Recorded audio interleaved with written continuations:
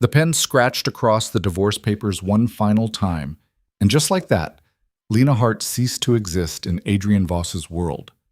He signed without looking up, his jaw tight, his relief almost palpable in the sterile office air. She was nothing, a mistake he'd corrected, a weakness he'd eliminated. But as she walked out that door, her hand pressed against her still flat stomach, she carried a secret that would haunt him for years. She was pregnant with his child, and he would never know. If you're ready for a story about secrets, survival, and a love that refused to die even when it should have, stay until the end. Hit that like button and drop a comment telling me what city you're watching from. I want to see how far this story travels. The lawyer's office smelled like old leather and expensive cologne, the kind of place where people dissolved marriages as casually as they signed business contracts. Lena sat perfectly still in the stiff-backed chair, her hands folded in her lap, her face a carefully constructed mask of indifference. Across the mahogany desk, Adrian Voss sat with the posture of a man who'd already moved on, shoulders relaxed, fingers drumming absently on the armrest, eyes fixed somewhere over her left shoulder. He hadn't looked at her directly in weeks. The lawyer, a thin man with wire-rimmed glasses and the perpetual expression of someone who'd seen too much and cared too little, slid the final set of documents across the polished surface. Just your signature here, Mrs. Voss. And here, and we'll be finished. Mrs. Voss. The name felt like a costume she'd worn to a party where she'd never been welcome. Lena picked up the pen, heavy, expensive, probably worth more than everything she'd be leaving with, and signed her name in 3 places. Her handwriting looked small and uncertain next to Adrian's bold, decisive scrawl. Even their signatures told the story of their marriage, his dominant, hers barely visible. That concludes our business, the lawyer said, gathering the papers with practiced efficiency. Mr. Voss, your assistant has the wire transfer details for the settlement. Mrs. Voss, he caught himself. Ms. Hart, you should see the funds in your account within 48 hours. $50,000. That's what 3 years of her life had been worth. 3 years of existing in the shadows of Adrian's world, of learning to make herself invisible, of becoming so good at being nothing that even she sometimes forgot she'd once been something else. Adrian stood abruptly, buttoning his suit jacket with the mechanical precision of a man going through motions he'd rehearsed.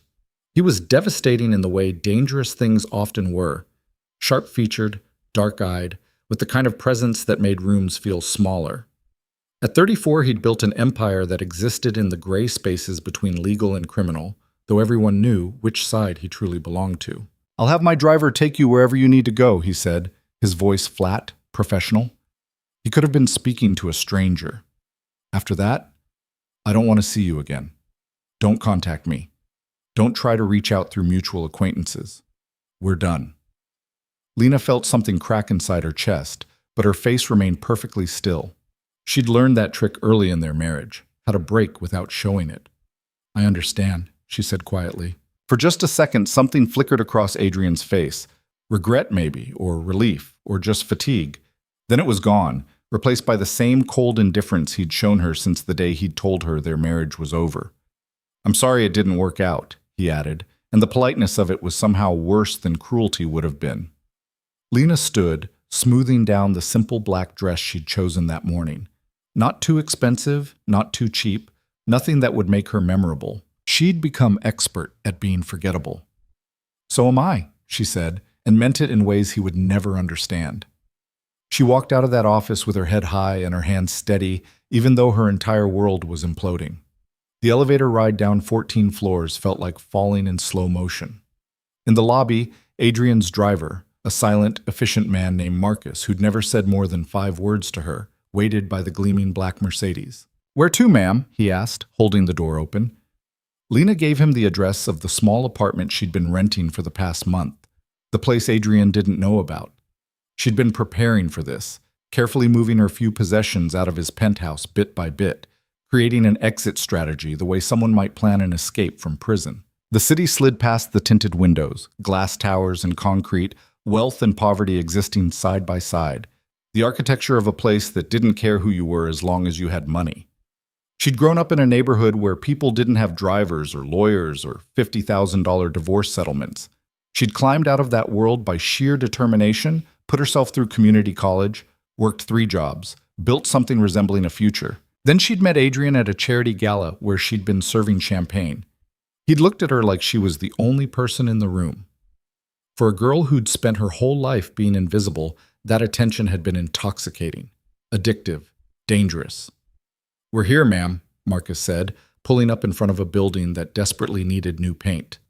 "Thank you," Lena said, stepping out onto the cracked sidewalk. She watched the Mercedes pull away, taking with it the last physical connection to the life she'd briefly inhabited.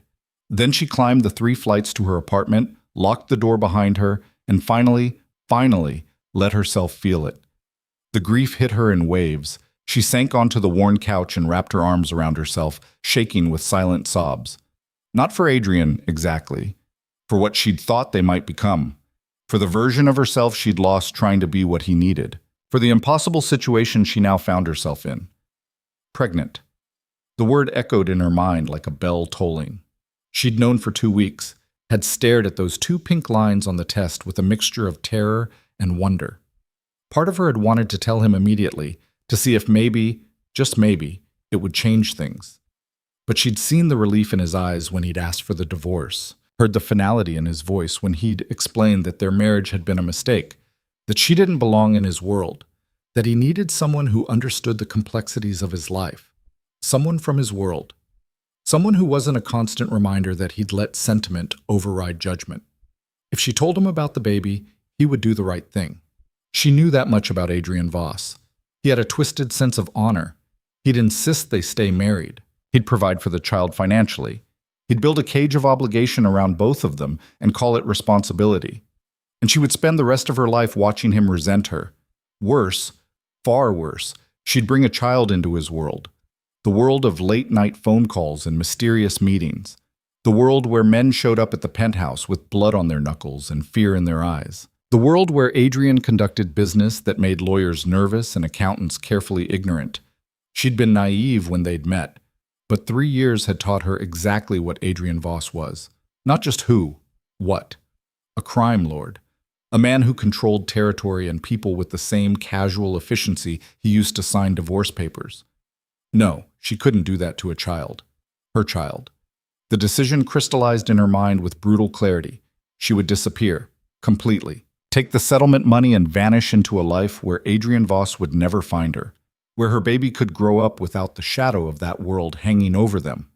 Lena stood and walked to the bathroom, splashing cold water on her face.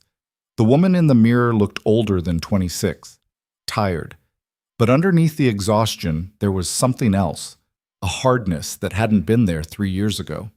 Survival had sharp edges. She spent the next 3 days planning. Research consumed her. How to disappear in the digital age, how to create a new identity, where to go. She discovered that $50,000 could buy a lot of anonymity if you were smart about it. More importantly, if you were willing to become someone else entirely. The key was to think like Adrian would think.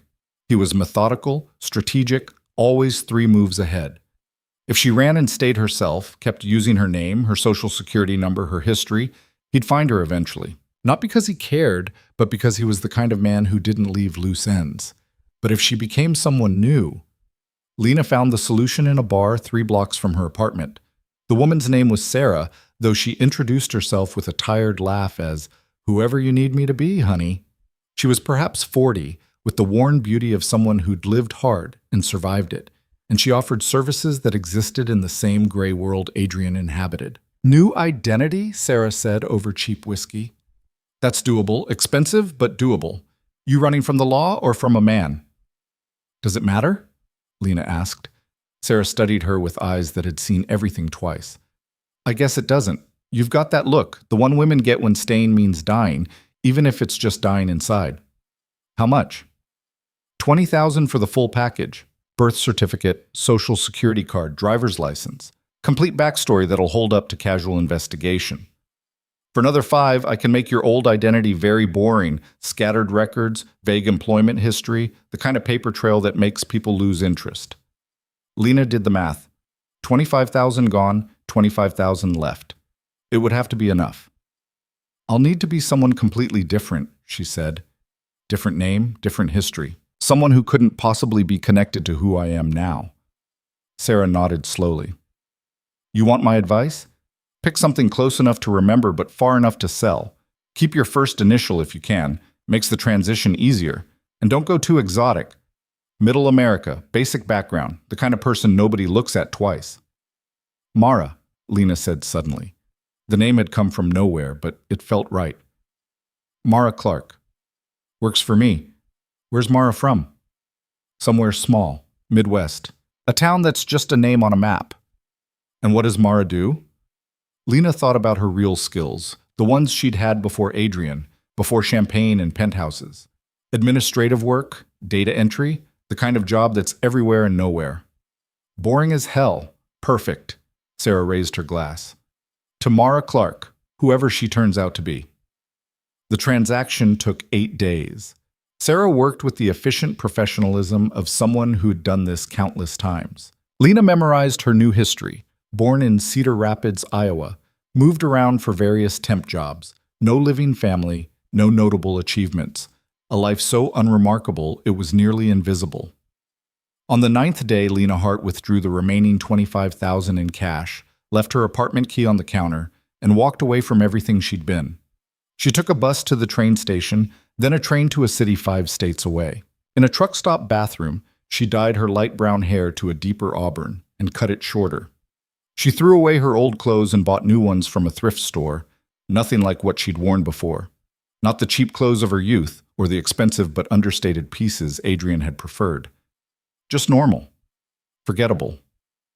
The woman who stepped off the bus in Portland 3 days later was Mara Clark, 26 years old, looking for a fresh start after a bad breakup. She rented a studio apartment in a building full of people who didn't ask questions, got a job processing insurance claims, and began the careful work of building a life that could sustain the weight of the secret she carried. At night, alone in the dark, she sometimes let herself think about Adrian, wondered if he'd noticed she was gone, or if her absence had simply been one more task checked off his list. The thought hurt in ways she couldn't quite name, but then she'd place her hand on her stomach, still flat, but containing an entire future, and the hurt would transform into something fiercer. Protection. Determination. This child would never know that world, would never see their father's cold eyes, or feel the weight of his indifference, would never learn to make themselves small and quiet and invisible just to survive in someone else's space. This child would be safe, even if it cost Lena everything she was.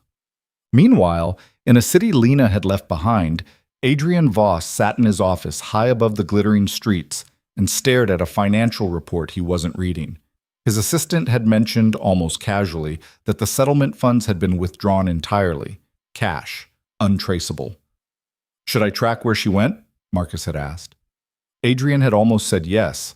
The word had been right there, ready. Then he thought about the relief he'd felt signing those papers, the freedom of cutting loose an attachment he'd never meant to form. No, he'd said instead. Let her go. But in the weeks that followed, he found himself thinking about Lena more than he had when they were married. The way she'd moved through his penthouse like a ghost, never taking up space, never demanding anything. The way she'd looked at him sometimes when she thought he wasn't watching, like she was trying to solve a puzzle that had no answer. He told himself it was just the oddness of absence. You got used to someone being there, even someone you didn't love, and their removal left a hollow space that time would fill. Except time didn't fill it. 2 months after the divorce, Adrian attended a business dinner where the conversation turned, inevitably, to family. One of his associates, a money launderer named Chen, who had 3 daughters, talked about his youngest learning to walk. Changes everything, Chen said, his usually hard face softening. You think you know what matters, then you watch this tiny person figure out how their legs work, and suddenly all of it, the money, the power, the respect, it's just scaffolding for something bigger. Adrian had smiled politely and changed the subject, but later, driving home through empty streets, he'd found himself thinking about children, about legacy, about what you left behind when the empire crumbled, as all empires eventually did. He'd never wanted kids with Lena, had been careful about it, in fact. The thought of bringing a child into his world seemed cruel, and binding himself permanently to a woman he'd married in a moment of weakness seemed foolish. but the idea lingered. 3 months after the divorce, Marcus came to him with information he hadn't asked for. "I found something," his driver said, his tone careful, "about your ex-wife." Adrian looked up from his laptop. "I told you to leave it alone." "I know, but this fell into my lap, and I thought you should know." Marcus hesitated. "She saw a doctor 6 weeks before the divorce." OBGYN. The appointment was coded as prenatal care. The world tilted slightly. "What?" "She was pregnant," Marcus said quietly, "or thought she might be. The timing lines up with—" "Are you sure?" Adrian's voice came out harder than he'd intended. "The records are clear. And sir, she withdrew all the settlement money in cash and disappeared. No credit card usage, no paper trail. It's like she evaporated." Adrian stood slowly, his mind racing through implications. Pregnant. She'd been pregnant when she signed those papers, when she'd sat across from him and agreed that their marriage was over, when she'd walked out of his life without a word of protest. Why hadn't she told him? The answer came immediately, unwelcome, because she knew exactly what he'd do. He'd have insisted they stay married. He'd have built a life around obligation and responsibility, and she was smart enough to know that wasn't the same as wanting her. She'd protected herself the only way she knew how, by vanishing. "Find her," Adrian said. "Sir, I've been trying. She's good, really good. It's like she studied how to disappear." "Then try harder. Use every resource we have. I don't care what it costs." Marcus nodded and left, but Adrian remained standing at the window, looking out at the city that had once seemed like a kingdom he'd conquered. Now it felt like a prison of his own construction.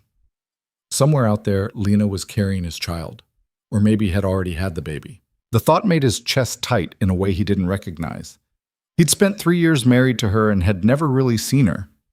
She'd been furniture in his life, decoration, something pleasant to come home to but not essential.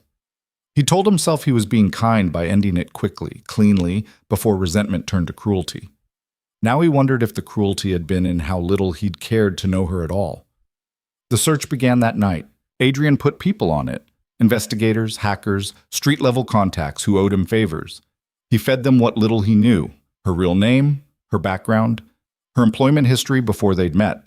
He gave them photos, though he realized he had surprisingly few. Lena had always avoided cameras, smart woman.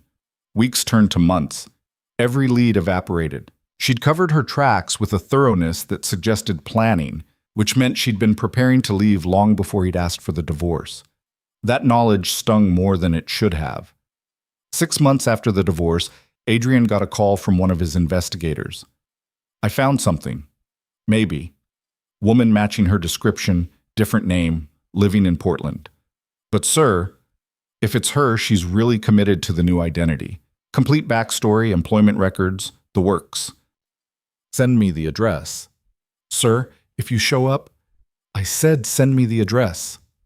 The flight to Portland took 3 hours.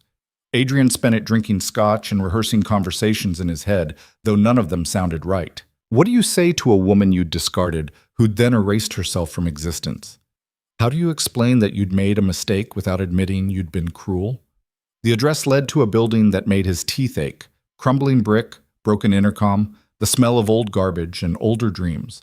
This was where she'd chosen to live rather than stay with him. The thought was a knife between his ribs. He climbed to the 3rd floor and knocked on apartment 3C. No answer. He knocked again, harder. The door across the hall opened a crack, revealing an elderly woman with suspicious eyes. "She ain't home, works late on Thursdays. Do you know when she'll be back?" "Who's asking?" Adrian smiled the way he did when negotiating. "An old friend." "Don't look like her kind of friend," the woman said, but she gave him the information anyway. Mara worked at a data processing center downtown, usually got home around 9. Mara. She'd even changed her name. Adrian waited in the hallway for 3 hours. His phone buzzed constantly. Business that couldn't wait, problems that needed solving, but he ignored all of it. Nothing mattered except the woman who would eventually walk through that door. At 8:47, he heard footsteps on the stairs. Slow, tired steps. He stood, his heart doing something complicated in his chest. Then she appeared at the top of the landing, and everything in his head went silent. She looked different. Thinner, with shadows under her eyes that makeup couldn't quite hide. Her hair was darker, shorter. She wore cheap jeans and a jacket that had seen better days, and she carried plastic grocery bags in both hands. But it was her. Unmistakably her. And her stomach, beneath the loose jacket, was unmistakably rounded. She saw him and froze. The grocery bags slipped from her hands, oranges rolling across the dingy floor. Her face went through a series of expressions so quickly he couldn't track them all: shock, fear, anger, and something that might have been grief. "No," she whispered. "No, you can't be here." "Lena." "That's not my name." Her voice shook but held. "You need to leave, right now." "You're pregnant." The words came out rougher than he'd intended. "That's none of your business." "The hell it isn't. That's my child." "No." She said it with absolute conviction. "This is my child. Mine."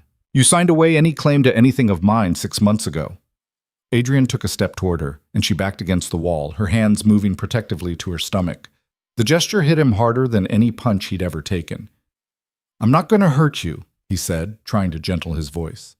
"You already did," she shot back, "the moment you decided I wasn't worth keeping. I've made my peace with that, Adrian.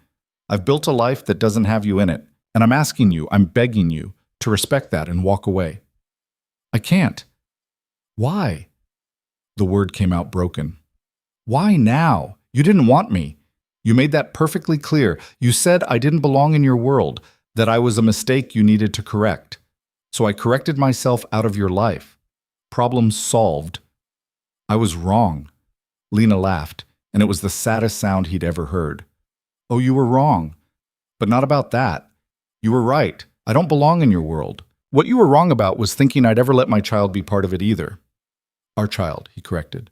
"No, my child. Because the moment you find out about a baby, you become someone who'd do the right thing instead of someone who wants to. And I don't want that for either of us. I don't want to be the obligation you resent.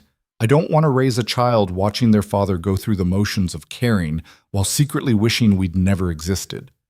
The accuracy of that, the way she'd read exactly what he would have done, left him speechless. "I didn't come here to trap you," she continued, her voice steadier now. "I came here to give this child a life that doesn't include violence and secrets, and a father who sees them as a duty. So please, Adrian, if you ever felt anything for me at all, just go." He should have argued, should have insisted, should have done 1,000 things differently. Instead, he looked at her, really looked at her, maybe for the first time, and saw a strength he'd been too blind to notice before. She'd walked away from $50,000, from any claim on his resources, from the easy route of telling him and letting him handle everything. She'd chosen hard over easy because she thought hard was better for their child. "When are you due?" he asked quietly. She hesitated, then, "February." 3 months. He'd missed 6 months of this pregnancy, and he had 3 months left. "Boy or girl?" "I don't know. I decided I wanted to be surprised." Adrian nodded slowly.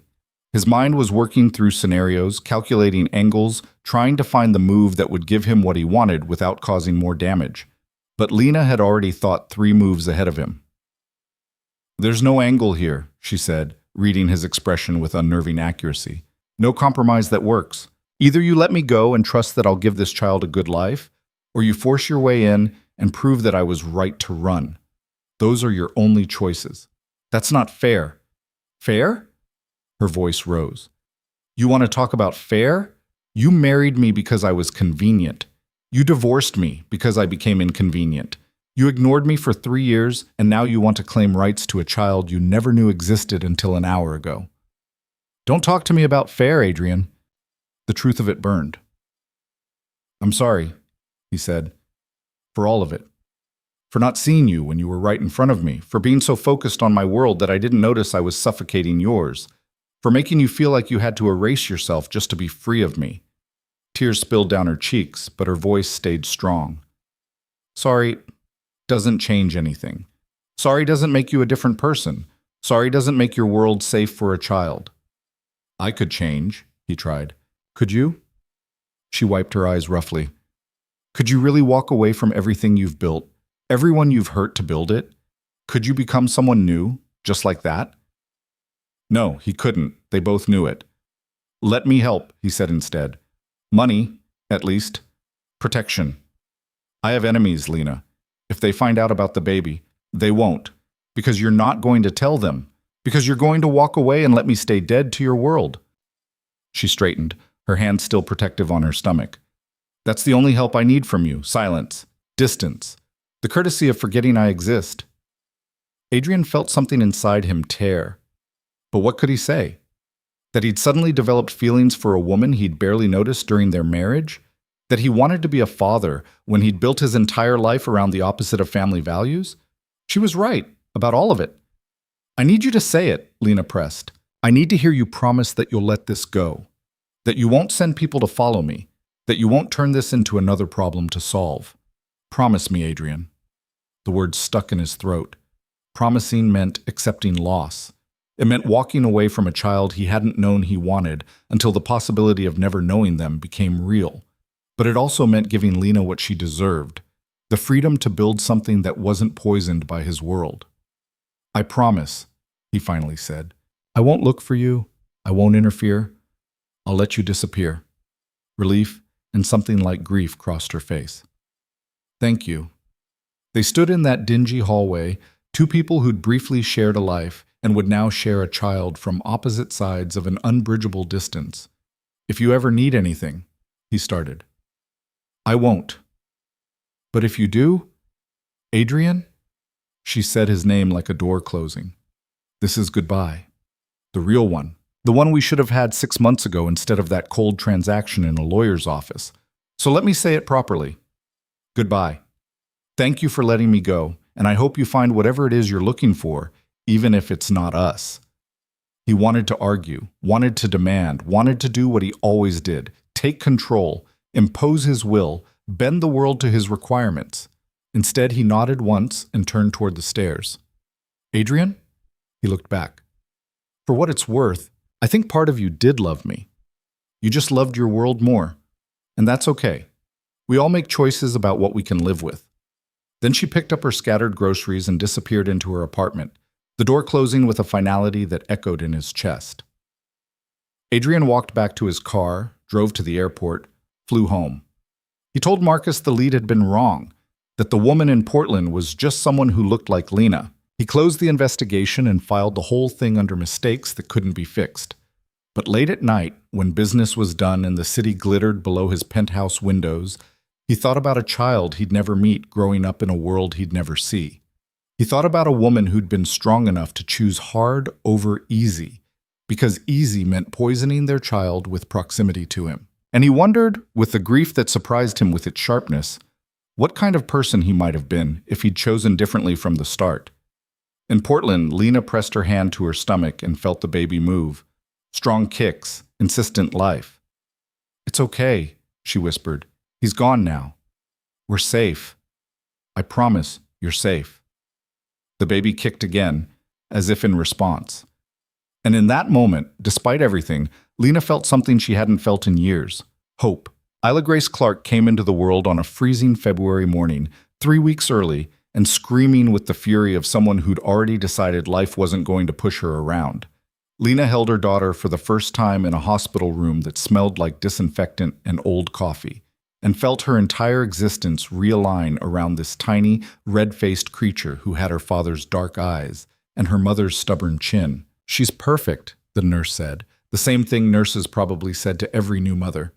But looking down at Isla's scrunched face, Lena thought maybe perfect was the wrong word. Perfect implied something finished, complete. Isla was raw potential, unwritten story, a blank page that Lena was terrified of filling in wrong. Yeah, she whispered. She really is. The hospital released them after 2 days. Lena took a cab back to the apartment she'd already outgrown, carrying her daughter in a car seat she'd bought secondhand and a diaper bag stuffed with supplies she'd been collecting for months. The February wind cut through her thin jacket, and Isla whimpered at the cold, and Lena thought about Adrian's penthouse, with its heated floors and floor-to-ceiling windows. Then she thought about the price of that warmth and climbed the 3 flights of stairs without looking back. The first weeks were brutal. Isla had colic, which meant she screamed from roughly 6 in the evening until midnight, every night, without fail. Lena walked the tiny apartment in endless circles, bouncing and shushing and sometimes crying right along with her daughter because exhaustion made everything feel impossible. Her neighbor, the suspicious elderly woman from across the hall, whose name turned out to be Ruth, knocked on the door one night around 11. "Give her here," Ruth said, not asking. "I can handle it," Lena protested weakly. "Sure you can, but you don't have to." Ruth took Isla with the confidence of someone who'd done this before. "Go take a shower, hot as you can stand it. I'll walk her." Lena wanted to argue, but the offer of 10 minutes to herself was too tempting. She stood under the scalding water and let herself shake apart for a brief stolen moment, then put herself back together and returned to find Ruth still pacing with Isla, who'd miraculously quieted. "She just needed a different heartbeat to listen to," Ruth said, handing her back. "They get tired of hearing the same one all the time." "Thank you." "Don't mention it. I raised 5. Know what it's like when you're doing it alone." Ruth paused at the door. "You are alone, right? No daddy coming around?" "No daddy," Lena confirmed. "His loss," Ruth said firmly. "Her gain, probably. Most men are better as ideas than realities anyway." After that, Ruth appeared regularly. Not intrusively, but present. She'd watch Isla for an hour while Lena slept. She'd bring over food that actually had nutrients in it. She'd tell stories about her own children, all grown now and scattered across the country, busy with their own lives. "That's how it works," she said once. "You give them everything, build them strong enough to leave, then spend the rest of your life missing them. But you do it anyway, because that's the job." Lena returned to work when Isla was 8 weeks old. The daycare took most of what she earned, but staying home wasn't an option. The settlement money was dwindling faster than she'd planned. Babies, it turned out, were expensive in ways you couldn't anticipate. The cheap apartment that had seemed adequate now felt dangerous, mold in the bathroom, windows that didn't lock properly, neighbors who fought at 3 in the morning. She needed more money, which meant a better job, which meant risking more visibility. It was a calculation she ran constantly in her head. Safety versus security, hiding versus surviving. In the end, survival won. She applied for a position at a mid-sized accounting firm using her fake credentials and praying they wouldn't dig too deep. When they offered her the job, better pay, actual benefits, the kind of stability that meant she could move Isla to a safer neighborhood, she took it and tried not to think about the increased exposure. They moved to a one-bedroom apartment in a better part of town when Isla was 6 months old. It wasn't much, still cramped, still old, but the locks worked, and the neighbors were quiet, and there was a small park 2 blocks away. Lena painted the walls herself in soft yellows and greens, trying to create warmth on a budget that barely allowed for paint. Ruth helped her move, then stood in the middle of the new apartment and nodded approvingly. "This is good," she said. "You're doing good, Mara." The name still felt strange sometimes. Lena would catch herself almost responding to her real name, then remember that Lena Hart was dead. Mara Clark was the one who existed now, the one who had a daughter and a job and a life that didn't include Adrian Voss. Except Adrian was there anyway, in the curve of Isla's cheek and the intensity of her stare. As Isla grew, the resemblance became more pronounced. She had Lena's coloring, but Adrian's bone structure, his focused attention, his ability to watch everything while revealing nothing. "She's so serious," the daycare workers would comment. "Never cries, just observes, like she's taking notes." Lena knew that expression. Had seen it on Adrian's face countless times when he was analyzing a situation, calculating angles, determining the best move. Seeing it on her daughter was disconcerting, a reminder that you couldn't outrun genetics, no matter how many cities you put between you and the past. The first year passed in a blur of exhaustion and small victories. Isla's first smile, her first word, which was no, and which she used with alarming frequency. Her first steps, taken in the tiny living room while Lena was trying to fold laundry and had looked away for just a second. "Did you see that?"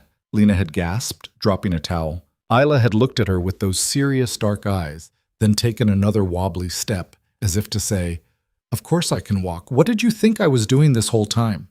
During those moments, Lena would think about Adrian. Wonder if he thought about them.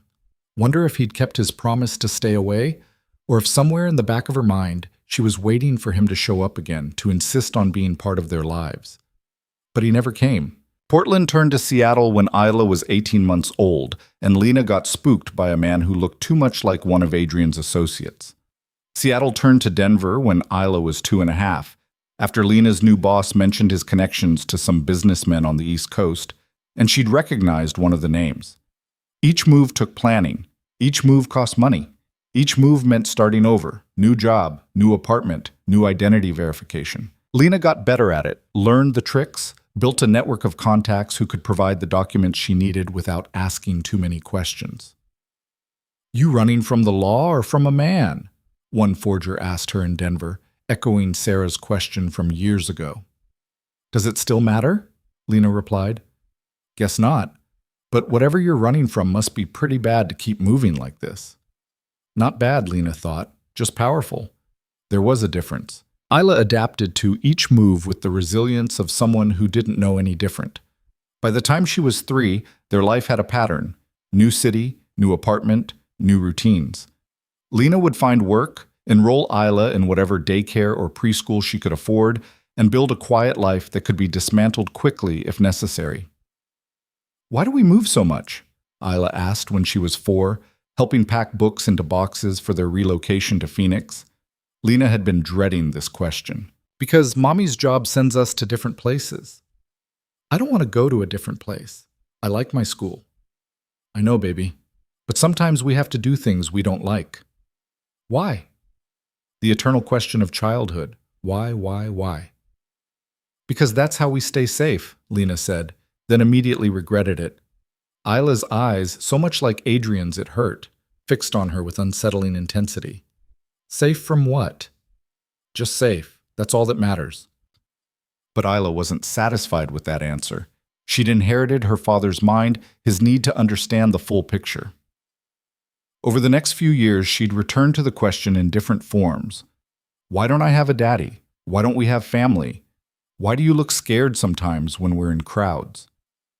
Lena deflected as best she could, but deflection only worked so long with a child who noticed everything. Phoenix lasted 2 years, the longest they'd stayed anywhere. Lena found work at an insurance company, and for a while she let herself believe they might stay. Isla started kindergarten, made friends, brought home drawings of houses with gardens and families with 2 parents, and asked why they didn't have those things. "We have each other," Lena would say. "That's better than a garden." "But Emily's house has both, a garden and a family." "Well, we're different. Different isn't bad, it's just different." Isla would accept this with the patience of a child who's learning that some questions don't have satisfying answers. But Lena could see the calculations happening behind those dark eyes, the same way she'd seen them happen behind Adrian's. Her daughter was building a picture of their life, filling in the gaps Lena left with her own observations and conclusions. It terrified her. The call came on a Tuesday in March. Lena was at work, processing claims with half her attention while the other half worried about the parent-teacher conference she'd missed the day before. Her cell phone rang, the cheap prepaid one she replaced every few months, and she almost didn't answer. "Mara Clark?" The voice was professional, female, unfamiliar. "Speaking." "This is Detective Sarah Chen with the Phoenix Police Department. I'm calling about an incident involving your daughter's school." Lena's heart stopped. "Is Isla okay?" "She's fine. But there was a situation this morning. A man tried to pick her up from school, claiming to be a family friend. The teachers didn't recognize him and followed protocol. School's on lockdown as a precaution." "I'm on my way." Lena grabbed her purse and ran, barely remembering to tell her supervisor she was leaving. Her mind raced through possibilities, each worse than the last. Adrian had found them, or one of his enemies, or someone who'd recognized Isla and put together the pieces Lena had worked so hard to scatter. The school was surrounded by police cars when she arrived. Lena pushed through the crowd of worried parents, showing ID to 3 different officers before they let her through. Isla sat in the principal's office, perfectly calm, coloring while a female officer watched over her. "Mommy!" She jumped up, and Lena caught her, holding tight enough to feel Isla's heartbeat against her own. "I'm here, baby. You're okay. You're safe." "I know," Isla said matter-of-factly. "I didn't go with the man. You said never go with strangers." "That's right. You did exactly right." Detective Chen appeared in the doorway. She was mid-40s, with sharp eyes and the bearing of someone who'd seen too much to be easily fooled. "Miss Clark, could we speak privately?" Lena glanced at Isla, who'd already returned to her coloring. "I'll keep her company," the other officer said gently. In the hallway, Detective Chen pulled out a notepad. The man was in his 50s, well-dressed, claimed his name was Marcus. Said he was a family friend sent to pick up Isla because you'd been in an accident. When the school asked for ID and called your emergency number, he left quickly. "We've got him on the security cameras, but—" She paused. "Ms. Clark, is there something going on we should know about? Custody dispute? Restraining order?" Lena's mind raced. Marcus. Adrian's driver, which meant Adrian knew. After all these years, somehow, he'd found them. "No custody dispute," she said carefully. "Isla's father isn't involved in our lives, but there are complicated family circumstances. I've been trying to keep her away from certain influences." "What kind of influences?" "The kind that make me move cities every couple years." Detective Chen studied her for a long moment. "I can't help you if you don't tell me what's really going on." "You can't help me anyway," Lena said quietly. "The people involved are too connected, too powerful. The best thing I can do is disappear again. The best thing you can do is forget we were here." "That's not how this works." "Isn't it?" Lena met her eyes.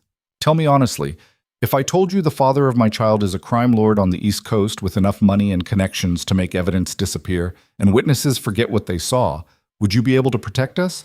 Or would you open an investigation that would make us more visible and more vulnerable?" Detective Chen's expression shifted. Not surprise exactly, but recognition, like she'd suspected something close to this.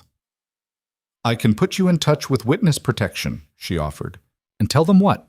That my ex-husband is looking for his daughter? That's not a crime. And the moment I enter the system officially, he'll find us. Men like him always do." "Then what's your plan?" "The same one I've had for 6 years. Run, hide, hope I'm faster than he is." Lena collected Isla and left before Detective Chen could argue further. She drove straight to the apartment, packed everything they owned into the car, a skill she'd honed through practice, and left Phoenix before sunset. "Where are we going?" Isla asked from her booster seat, clutching the stuffed rabbit that had survived every move. "Somewhere new." "I liked Phoenix." "I know, baby, but sometimes we have to leave places we like." "Because of staying safe?" "Yes." Isla was quiet for a long time, watching the desert landscape blur past the window. Then in a small voice, "Is someone trying to hurt us?" Lena's hands tightened on the steering wheel. "No, sweetheart, nobody's trying to hurt us." "But then why do we have to run away?" How do you explain to a 6-year-old that sometimes love itself is the dangerous thing? That her father's desire to find them came from a place that might have started as care but could morph into possession? That the moment Adrian brought them back into his world, Isla would become a target for everyone who wanted leverage against him? "Because," Lena said finally, "sometimes people want things that aren't good for them. And we're trying to stay away from someone who wants something that wouldn't be good for any of us." "Is it my daddy?" The question hit like a physical blow. Lena had known it would come eventually, but not now, not like this. "What makes you ask that?" "Emily's daddy is mean sometimes. Her mommy says they stay away from him because it's safer. I thought maybe we have the same kind of daddy." Lena pulled over at a rest stop, unable to drive and have this conversation simultaneously. She turned in her seat to face her daughter. "Your daddy isn't mean," she said carefully, "but his life is complicated and dangerous. I left him before you were born because I wanted you to have a different kind of life, a safer one." "Does he know about me?" "He found out after I left. And for a long time he stayed away, like I asked him to. But now—" Lena struggled for the right words. "Now I think maybe he wants to meet you. And I'm not sure that's a good idea. Why not? Because his world has people in it who might try to hurt you to hurt him. Because once you're part of that world, it's hard to leave. Because I want you to have choices he never had." Isla considered this with the seriousness of someone much older. "What if I want to meet him?" "Maybe someday, when you're old enough to understand what that means. But right now my job is to keep you safe, even if that means running. Even if that means you don't get to stay in schools you like or have the same friends for very long. Do you understand?" "I think so." Isla hugged her rabbit tighter. But Mommy, I don't like running. I know, baby. I don't either. They drove through the night, Isla sleeping in the back while Lena navigated toward a city she'd never been to, following a plan she was making up as she went. She'd gotten sloppy in Phoenix, staying too long, letting herself believe they could have normalcy. But Marcus showing up meant Adrian was actively searching again, which meant nowhere was safe for long. The pattern of their life intensified over the next 3 years. Lena became a ghost, moving every 6 to 8 months, never leaving enough of a trail to follow. She changed jobs constantly, working temp positions that didn't require deep background checks. She homeschooled Isla when they were between cities, enrolled her in schools under different variations of her name when they stayed somewhere long enough. Isla grew quieter as she got older. The bright, curious child who'd asked endless questions became a watchful, guarded 9-year-old who'd learned that attachment was temporary and friends were luxuries they couldn't afford.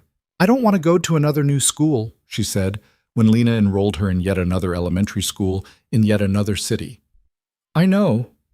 You always say that. I know. But then we do it anyway. Because I don't have a choice, Isla. I'm doing the best I can." "Your best sucks," Isla shot back, then immediately looked ashamed. "Sorry, I didn't mean—" "It's okay." Lena pulled her close. "You're allowed to be angry. This isn't fair to you. None of it is." "What?" "Then why don't we just talk to him? To my dad? Maybe if you explained it's not that simple, so everything's not that simple with you." Isla pulled away. "You never explain anything. You just say it's complicated and we move again. I'm tired of being complicated, Mom. I just want to be normal."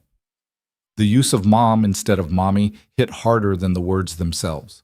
Her daughter was growing up in transit, becoming someone shaped by running, and Lena didn't know how to stop it without risking everything. That night, Isla asleep in the other room of their latest temporary apartment, Lena sat at the kitchen table and let herself think about Adrian for the first time in months. She'd tried so hard not to, had trained herself to push thoughts of him away before they could take root. But sitting there in the dark, exhausted and lonely and terrified that she was ruining her daughter's childhood to protect her from a threat that maybe didn't exist anymore, she let herself wonder. What if she was wrong? What if Adrian had changed? What if there was a version of this story where they could find some kind of peace? Then she remembered the coldness in his eyes when he'd signed those divorce papers. The relief. The way he'd looked through her instead of at her for 3 years of marriage. The world he'd built on violence and fear. No. She wasn't wrong. She was tired, but she wasn't wrong. The knock on the door came at 2 in the morning. Lena jerked awake on the couch, her heart immediately racing. Nobody knocked at 2 in the morning unless something was very wrong or very dangerous. She crept to the door, looked through the peephole, and her blood turned to ice. Marcus stood in the hallway, alone, hands visible and empty. He looked older than she remembered, grayer, but unmistakably the same man who'd driven her away from the lawyer's office 9 years ago.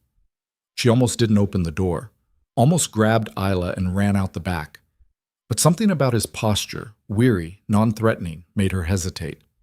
"What do you want?" she called through the door. "To talk. Just talk. I'm alone, unarmed. I'm not here to take you back. How did you find us?" "It doesn't matter, please, Ms. Hart. 5 minutes. That's all I'm asking." The use of her real name after years of being Mara felt like being seen after being invisible for too long. Lena unlocked the door but left the chain on, peering through the gap. "Talk," she said. Marcus looked exhausted. "Mr. Voss is dying." The words hung in the air between them, impossible to process. "What?" "Cancer. Stage 4. He has maybe 6 months, probably less. He asked me to find you, to give you a message." Lena's mind refused to work properly. Adrian, dying. Adrian, who'd been this constant, threatening presence in her mind for 9 years, suddenly mortal and finite. "What message?" she managed. "He wants to meet his daughter. Once. That's all.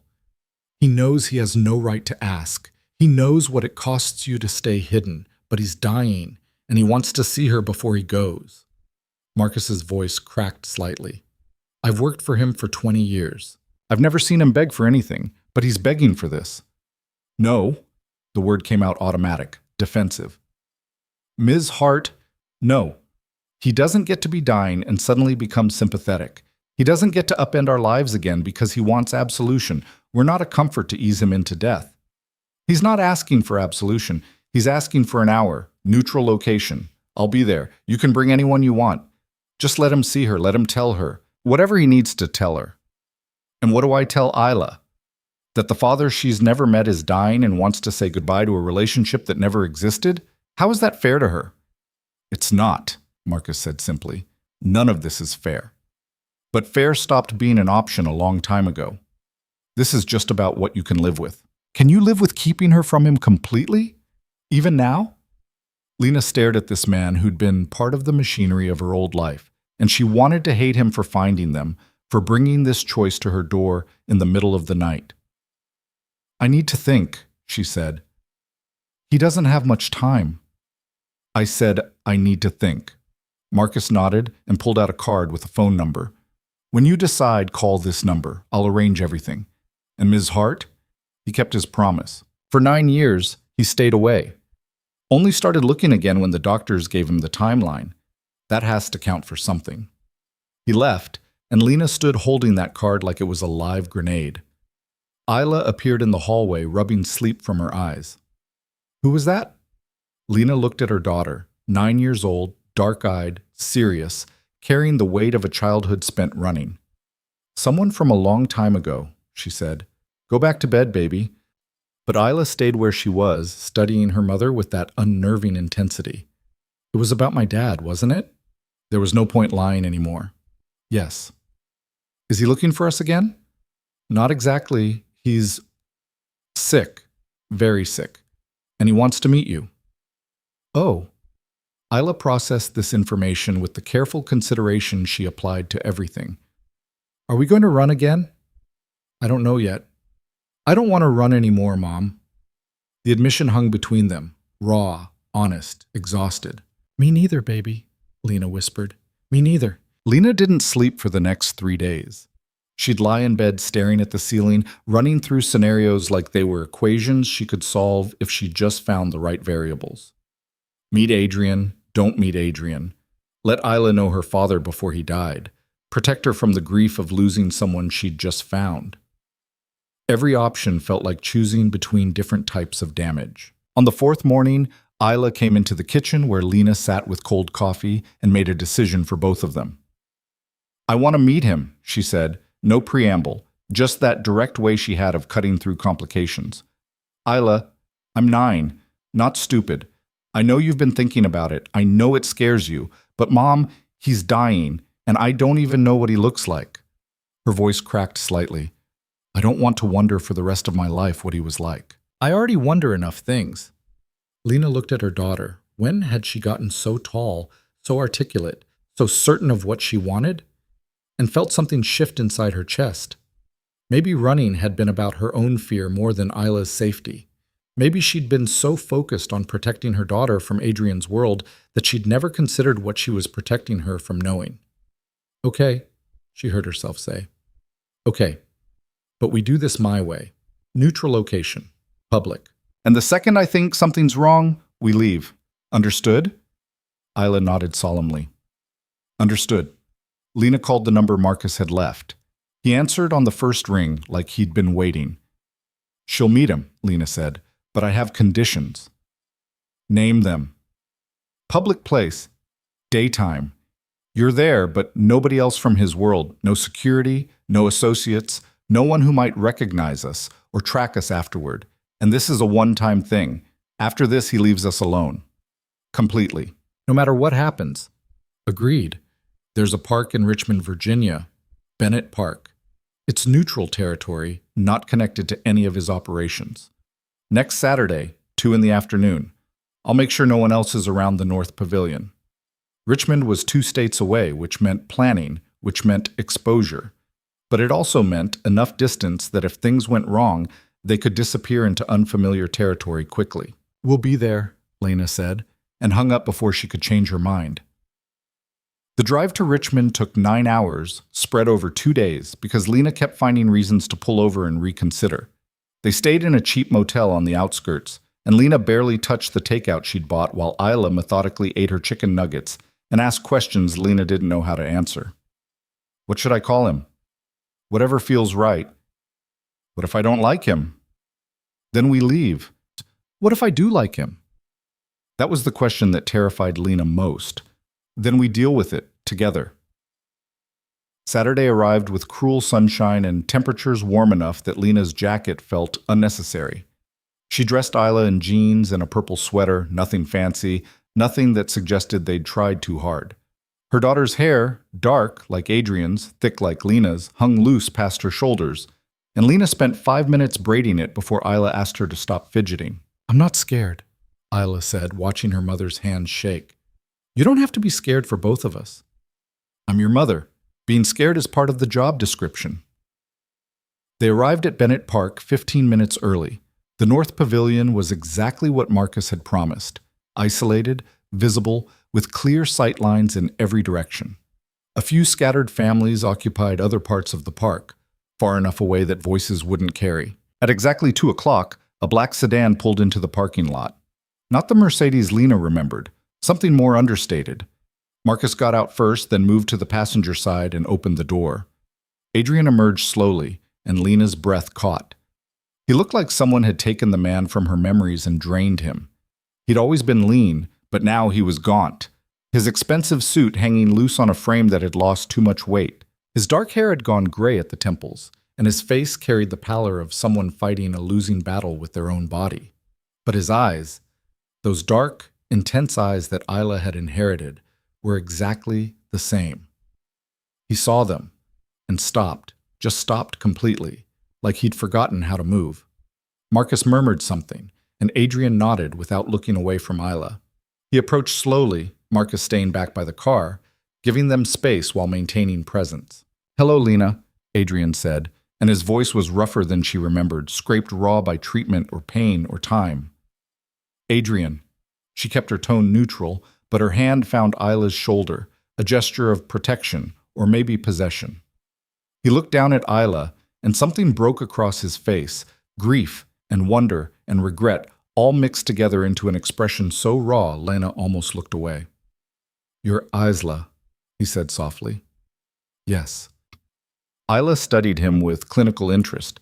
No fear, just assessment. "You're my father." "I am. I know this is strange. I know I have no right to ask you to be here. Mom said you're dying." The bluntness of it would have made Lena wince, but Adrian almost smiled. "She's right. I am." "Does it hurt?" "Sometimes. The treatments hurt more than the disease, honestly. They make you tired all the time, make food taste wrong, make your body feel like it belongs to someone else." Isla nodded like this made sense to her. "Can we sit down? I have questions." They moved to the pavilion's picnic table, Isla and Lena on one side, Adrian on the other. Marcus remained at a distance, present but not intrusive, and Lena found herself oddly grateful for his silent guardianship. "What kind of questions?" Adrian asked. "Regular ones, like what's your favorite color?" He blinked, clearly not expecting that. "I don't know. I've never really thought about it. Everyone has a favorite color." "Then I guess I don't know myself very well." He considered it seriously, giving her question the weight it deserved. "Maybe gray. I wear a lot of gray." "That's boring. Mine's purple. See?" She gestured to her sweater. "What about food?" "I used to like good steak, rare, but these days everything tastes like metal." "That's sad. I like pizza. Mom makes it from scratch sometimes, but I like the frozen kind better. Don't tell her." "I won't." Lena sat silent, watching this surreal exchange between a dying crime lord and the daughter he'd never known, and felt like she was observing something from outside her own life. This wasn't how she'd imagined it going. No dramatic confrontations, no tears, just a 9-year-old conducting an interview like she was gathering data. "Why did you and Mom get divorced?" Isla asked. And there it was, the question that mattered. Adrian's eyes flicked to Lena, asking permission. She gave the smallest nod. "Because I was stupid," he said simply. "Your mother deserved someone who saw how extraordinary she was, and I was too busy with my own life to notice. By the time I realized what I'd lost, she was already gone." "Did you love her?" The question hung in the air. Lena held her breath, not sure what answer she wanted to hear. I thought I didn't, Adrian said slowly. I thought love was something dramatic, something that hit you like lightning. I didn't understand that sometimes it's quieter than that sometimes you don't realize you loved someone until you've already let them go. He looked at Lena directly for the first time. So yes, I think I did. I just didn't know it until it was too late to matter. Lena felt something crack inside her chest, but she kept her face still. 9 years too late for those words to change anything. Do you love me? Isla asked, pulling his attention back. I don't know you well enough to love you yet, but I think I could have, if I'd been given the chance. And I regret that I wasn't, not because it was taken from me, but because I threw it away before I knew it existed. Isla absorbed this with that serious expression. Mom said your life is dangerous, that people might hurt me to hurt you. She's right. That's why she left. That's why she's kept you hidden all these years. Everything she's done has been to protect you from the consequences of who I am. Are you a bad person? Adrian didn't flinch from the question. By most measures, yes. I've hurt people. I've built my life on things that aren't legal or ethical. I've made choices that seemed justified at the time and look monstrous in hindsight. But you didn't hurt Mom. I hurt her in different ways, quiet ways. The kind that don't leave visible scars but cut just as deep. Isla nodded like he'd confirmed something she'd already suspected. I wanted to hate you. When I found out you existed, I thought I'd hate you for not being there. But you're just sad. And dying. It's hard to hate someone who's sad and dying. You don't have to feel anything about me at all, Adrian said. I'm essentially a stranger who happens to share your DNA. You don't owe me affection or forgiveness or even acknowledgement. I know, but I still have more questions. They talked for another hour. Isla asked about his childhood, his work, what he regretted most. Adrian answered everything with an honesty that surprised Lena. No sugarcoating, no attempts to make himself sympathetic. He painted an accurate picture of a man who'd chosen power over connection and was now facing the consequences of that choice. I have something for you, Adrian said eventually, pulling a small box from his jacket pocket. If your mother says it's okay. Lena tensed, but Isla was already reaching for it. Inside was a ring, white gold, delicate, with a small inscription on the inside. Isla pulled it out, squinting at the engraving. Until we meet again, she read aloud. What does that mean? It was your mother's wedding ring. I had it engraved before I gave it to her. At the time, I thought it meant we'd always find our way back to each other. Now I think it means something different, that endings aren't always final, that people exist in each other's lives even when they're apart. He looked at Lena. I kept it after the divorce. Couldn't quite bring myself to throw it away. I thought maybe Isla should have it. Not now, she's too young. But someday when she's older, she can decide what it means to her, if she wants it at all. Lena's throat tightened. She remembered that ring, the way it had felt foreign on her finger for 3 years, like wearing someone else's promise. Can I keep it? Isla asked her. It's yours. You decide. Isla slipped it into her pocket carefully. Thank you. There's one more thing, Adrian said, and his voice carried a weight that made Lena's instincts scream warning. I need to tell you both something, about why I'm really here. Marcus moved closer, his expression grave. Adrian pulled out an envelope, weathered and thick. 3 weeks ago, I received information about a man named Victor Kozlov. He's a rival from my world, someone I've had conflicts with for years. He found out about Isla 6 months ago, before I even started looking for you again. He's been searching, planning, waiting for the right moment. Adrian's eyes locked on Lena's. He knows you exist. He knows what you mean to me, even if I didn't know you existed for years. And he's going to use you to hurt me. The world tilted sideways. What? Lena managed. There are photos in here. Surveillance. He's been tracking you almost as long as I have, but smarter, quieter. He knows about the moves, the name changes, everything. And he's waited until now because... Adrian's voice broke slightly. Because he wanted me to find you first. He wanted me to care before he took you away. Marcus spoke up, his voice hard. 3 days ago, we intercepted communications indicating he's planning to grab both of you within the next week. Use you as leverage. When Mr. Voss doesn't comply, because he can't, because he's dying, Kozlov will kill you both and make sure Adrian knows about it before he dies. Lena's mind refused to process this. You brought us here knowing we were being hunted? I brought you here to warn you, and to offer you the only protection I can. Adrian pushed the envelope toward her. Everything you need is in here. New identities, completely clean, created by people outside my world and Kozlov's. Money. Enough to disappear and stay disappeared for the rest of your lives. Locations that are genuinely safe, off everyone's radar. Why should I believe you? This could be a trap, a way to control us. It's not. Adrian's voice carried absolute certainty. Lena, I'm dying. I have maybe 3 months left, probably less. I have nothing to gain from controlling you. But I have everything to lose if Kozlov gets to you first. This is me trying to fix the one thing I still can before I'm gone. Lena looked at Marcus, searching for deception, for the angle she was missing. It's real, Marcus said quietly. I've worked for Adrian for 20 years. I've never seen him like this, desperate, scared, begging me to find ways to protect people he knows he can't be around. The threat is real, Ms. Hart. And if you don't take this seriously, you and Isla won't survive the month. Isla's hand found Lena's under the table, small and cold and trusting. What do you want in exchange? Lena asked Adrian. Nothing. I want you to take that envelope and disappear so completely that even I can't find you. I want you to use the resources to build a life that's actually stable, actually safe. His voice cracked. I want to die knowing I finally did right by you, even if it's the last thing I ever do. Lena grabbed the envelope, her hands shaking. Inside were passports, birth certificates, account numbers, detailed instructions. The identities were perfect. Complete histories, digital footprints, the kind of documentation that cost hundreds of thousands of dollars. There's one more thing, Adrian said. Kozlov doesn't know about this meeting, doesn't know I found you. Marcus has been running interference, making it look like I'm still searching. You have a window, maybe 48 hours, before he realizes you're on the move again. You need to use it. How do we know we can trust this information? You don't. But what's your alternative? Keep running the way you have been, hoping I'm wrong?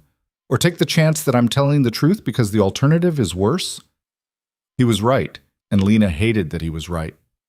Isla spoke up, her voice small but clear. If we leave now, I won't see you again. Will I? Adrian's face did something complicated. No, sweetheart, you won't. That's not fair. I just met you. I know. Nothing about this is fair. But fair stopped mattering a long time ago. What matters is keeping you alive. I don't want you to die alone. The words hit Adrian like a physical blow. Lena watched him struggle with his composure, saw the grief and love and regret war across his features. I won't be alone, he said finally. Marcus will be there. And I'll have today. I'll have this conversation, these questions, knowing what you're like. That's more than I deserved. Lena stood abruptly. We need to go, now. But Isla wasn't done. She came around the table and did something that froze everyone in place. She hugged Adrian, just walked up and put her arms around him like it was the most natural thing in the world. Adrian's hands hovered for a second, uncertain, then settled gently on his daughter's back. I'm sorry you're dying, Isla said into his shoulder. I'm sorry I don't love you yet. I'm sorry we don't get more time. Me too, sweetheart, me too. When Isla pulled back, there were tears on Adrian's face that he didn't bother hiding. Can I ask you something? Isla said. Anything. If you could do it all over again, would you still marry Mom, even knowing how it ends? Adrian looked at Lena, and the expression in his eyes was something she'd never seen there before, naked, honest, stripped of all defenses. Yes, he said, because it gave me you, even if I never got to keep you, and you're the only truly good thing I've ever created in this world. Lena grabbed Isla's hand, unable to handle the weight of this moment. We have to go. Marcus stepped forward, all business now. Take Highway 64 West, switch cars in Charlottesville. There's a rental under one of your new names waiting at the address in the envelope. Ditch your phone after this call. He handed Lena a new phone. This is clean. One contact, mine. If anything goes wrong in the next 48 hours, call me. After that, destroy it. Lena nodded, her professional survival instincts kicking in despite the emotional chaos. One more thing, Adrian said, standing with obvious effort. He looked at Lena. I'm sorry for all of it. for not seeing you, for not being someone worth staying with, for creating a life so poisonous that you had to erase yourself to escape it. You deserved better than me, and Isla deserved better than this. I hope someday you can both forgive me." "I forgive you," Isla said immediately. Adrian's eyes widened slightly. "I don't know you well enough to hold grudges," Isla continued with that practical wisdom. "And you're dying. It seems mean not to forgive dying people." Despite everything, Adrian laughed, a broken, genuine sound. "Thank you, Isla. That's very generous." Lena found herself speaking before she'd planned to. "I don't forgive you yet. Maybe I never will. But I don't hate you either. And I'll make sure Isla knows you tried, at the end, that you did this right thing, even if you did everything else wrong. That's more than I deserve. Probably, but it's what I've got." They left then, Lena pulling Isla away before either of them could change their minds. In the car, Isla was quiet, processing, and Lena drove on autopilot, following Marcus's instructions with mechanical precision. They were 10 miles outside Richmond when Isla finally spoke. "Do you think he really loves us?" Lena considered lying, but settled for truth. "I think he loves the idea of us. The people we could have been to him if he'd made different choices. But love without time to build it is just regret dressed up fancy." "That's sad." "Yeah, baby, it really is." They switched cars in Charlottesville. Lena destroyed her old phone, watching it sink into a gas station trash can. The new identities in the envelope were comprehensive. Emma and Sophie Reed, mother and daughter from Sacramento, relocating to the East Coast for Emma's new job in medical billing. The money was staggering. $3 million split across accounts that couldn't be traced back to Adrian. Enough to actually stop running. Enough to build something real. They drove through the night, following a route Marcus had apparently planned out in advance. At a rest stop somewhere in Pennsylvania, Lena finally let herself cry, for the life she'd never had with Adrian, for the father Ela would lose before she'd really found him, for all the years of running that had led to this moment. "Mom?" Isla's voice was tentative. "Are we safe now?" Lena looked at her daughter in the rearview mirror, holding that ring like a talisman. "I don't know," she admitted, "but we're going to try to be." They reached the location Marcus had designated by dawn, a small town in coastal Maine, the kind of place where people minded their own business, and newcomers were forgotten within a month. The house was modest, already purchased under Emma Reed's name, furnished and waiting like a life someone else had built for them. Lena stood in the doorway, Isla asleep in the car, and felt the full weight of Adrian's final gift settle onto her shoulders. This wasn't just money and identities. This was absolution. His way of saying he understood what he'd cost them and was trying to pay it back. Her phone, the clean one Marcus had given her, buzzed once. A text from an unknown number. "They're moving. You have 12 hours, maybe less. Disappear completely." And Ms. Hart? He wanted you to know he's glad he got to see her. Even once. Even like this. Lena deleted the message and walked back to the car. She woke Isla gently, and together they carried their few possessions into the house that would either be their salvation or their grave. "Is this home now?"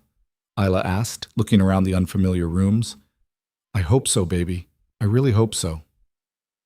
That night, as Isla slept in a real bedroom with locks that actually worked and windows that didn't rattle, Lena sat at the kitchen table with Adrian's envelope and tried to piece together what came next. The documents included a letter handwritten in shaky script that spoke to how much effort it had cost him. "Lena," it began, "if you're reading this, you've decided to trust me one last time. I don't deserve that trust, but I'm grateful for it anyway. The accounts are clean, the identities are real. No one in my world knows about them except Marcus, and he'll take that information to his grave. You can finally stop running. Isla can have the childhood you wanted for her. And maybe, if I'm very lucky, sometimes she'll remember that her father wasn't all bad. That at the end, he tried to do right. Take care of her, take care of yourself. And Lena, for what it's worth, you were never nothing. You were never invisible. I was just too blind to see what was standing right in front of me. I hope Emma Reed has a better life than Lena Hart got. You deserve it. Adrian." Lena folded the letter carefully and placed it in the box with the ring, pieces of a past that would follow them into whatever future they managed to build. Outside, The Atlantic Ocean whispered against the shore, endless and indifferent. Somewhere, a dying man was counting his last days. Somewhere, a threat was closing in on an empty trail. And here, in this borrowed house under borrowed names, a mother and daughter were trying to figure out how to stop running long enough to catch their breath. Lena didn't know if it would work, didn't know if they were truly safe or just buying time. But as she climbed the stairs to check on Isla one more time, she allowed herself something she hadn't felt in 9 years. Hope. Maybe it would be enough. Hope lasted exactly 6 days. On the 7th morning, Lena woke to silence, the kind that felt wrong, too complete. She was in Isla's room before her conscious mind caught up to her instincts, and the empty bed confirmed what her body already knew. Her daughter was gone. The window stood open, curtains moving in the salt-heavy breeze. No signs of struggle, no noise that had woken her, just absence where Isla should have been. Lena's scream died in her throat, replaced by cold calculation. She checked the house methodically, doors still locked from inside, her own room undisturbed, nothing missing except Isla and the small backpack she'd decorated with purple patches. On the kitchen table sat a single playing card, face up. The King of Spades. Kozlov's calling card. The clean phone Marcus had given her was in her hand before she'd made the conscious decision to reach for it. One contact, she pressed it. He answered immediately. Ms. Hart. He took her. Her voice sounded strange, too calm, like someone else was speaking. Kozlov took Isla. Silence on the other end, then. When? Sometime in the last 6 hours. I checked on her at midnight. She was asleep. Now she's gone. Are you hurt? No. Then listen very carefully. Don't touch anything else. Don't call the police. Stay exactly where you are. I'm 3 hours away. I'll be there by noon. Marcus, her voice finally cracked. She's 9 years old. I know. And Kozlov knows that too. He won't hurt her yet. She's leverage, not a target. But Ms. Hart, I need you to hold it together for 3 more hours. Can you do that? Lena looked around the kitchen where she'd imagined making Isla breakfast, teaching her to cook, building the normal life they'd never had. I don't have a choice. No, you don't. Marcus arrived in 2 hours and 40 minutes, driving a nondescript sedan that had probably been stolen specifically for this purpose. He swept the house with equipment Lena didn't recognize, checking for listening devices, cameras, anything that might compromise them further. He's been watching for at least 3 days, Marcus said, pointing to a tiny camera disguised as a smoke detector. Professional installation. He knew exactly where you were the moment you arrived. How? Lena's hands clenched into fists. Adrian said the identities were clean. They were. But Kozlov's smarter than we gave him credit for. He didn't track the identities. He tracked me. I led him right to you. Marcus's face was granite, but his eyes carried guilt. This is my fault. Blame later. Finding Isla now. Where would he take her? Marcus pulled out a laptop, fingers moving across the keyboard with practiced efficiency. Kozlov operates out of 3 primary locations on the East Coast. But for something like this, something personal, he'd want privacy, control. He pulled up a satellite image. There's a compound in the mountains outside of Harrisburg. Remote, defensible, off the grid. That's where I'd take her. Then that's where we go. Ms. Hart, you need to understand what you're walking into. Kozlov isn't like Adrian. Adrian built his empire on calculated risk and strategic violence. Kozlov built his on terror. He enjoys hurting people. And using a child to hurt a dying man? That's exactly his style. I don't care what his style is. That's my daughter. Marcus studied her for a long moment. Mr. Voss asked me to protect you. Both of you. I failed. But I can still help you get her back. However, he paused. This isn't a rescue mission you walk away from clean. You understand that, right? People will die. Probably a lot of people. And there's a very real chance we won't make it out at all. Lena met his eyes without flinching. I've spent 9 years running from violence. If violence is what it takes to get my daughter back, then I'm done running. Okay then. Marcus closed the laptop. We leave in 20 minutes. Pack light. Weapons only. No personal items. Whatever happens in the next 24 hours, Emma and Sophie Reed are dead. You understand? After this, Those identities are burned. I understand. Lena packed with mechanical efficiency. The new documents Adrian had provided, what little cash she had on hand, the photo of Isla from her first day at the main elementary school they'd never gotten to properly attend. She left everything else. The house, the furniture, the life they'd almost had. All of it meaningless without Isla. They were backing out of the driveway when Marcus's phone rang.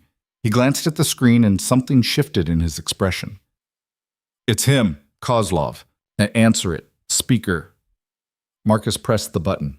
A voice filled the car, smooth, accented, carrying amusement like a weapon. Good morning, Marcus. I trust you found my message? What do you want, Victor? Such hostility. And here I thought we were old friends. Kozlov's laugh was ice scraping metal. I want what I've always wanted, to watch Adrian Voss suffer. But since the cancer is doing that job quite efficiently, I've had to get creative. Tell me, is the mother listening? Lena forced herself to speak calmly. I'm here. Ah, the elusive Lena Hart. Or should I say, Emma Reed? Such a pretty name. Almost as pretty as Mara Clark or the dozen other identities you've worn over the years. You're quite resourceful. I admire that. Where's my daughter? Safe. Comfortable even? I'm not a monster, Ms. Hart, despite what Adrian may have told you.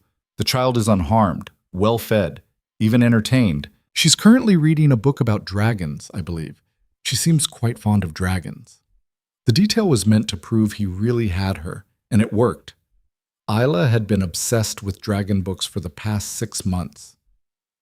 What do you want? Lena repeated.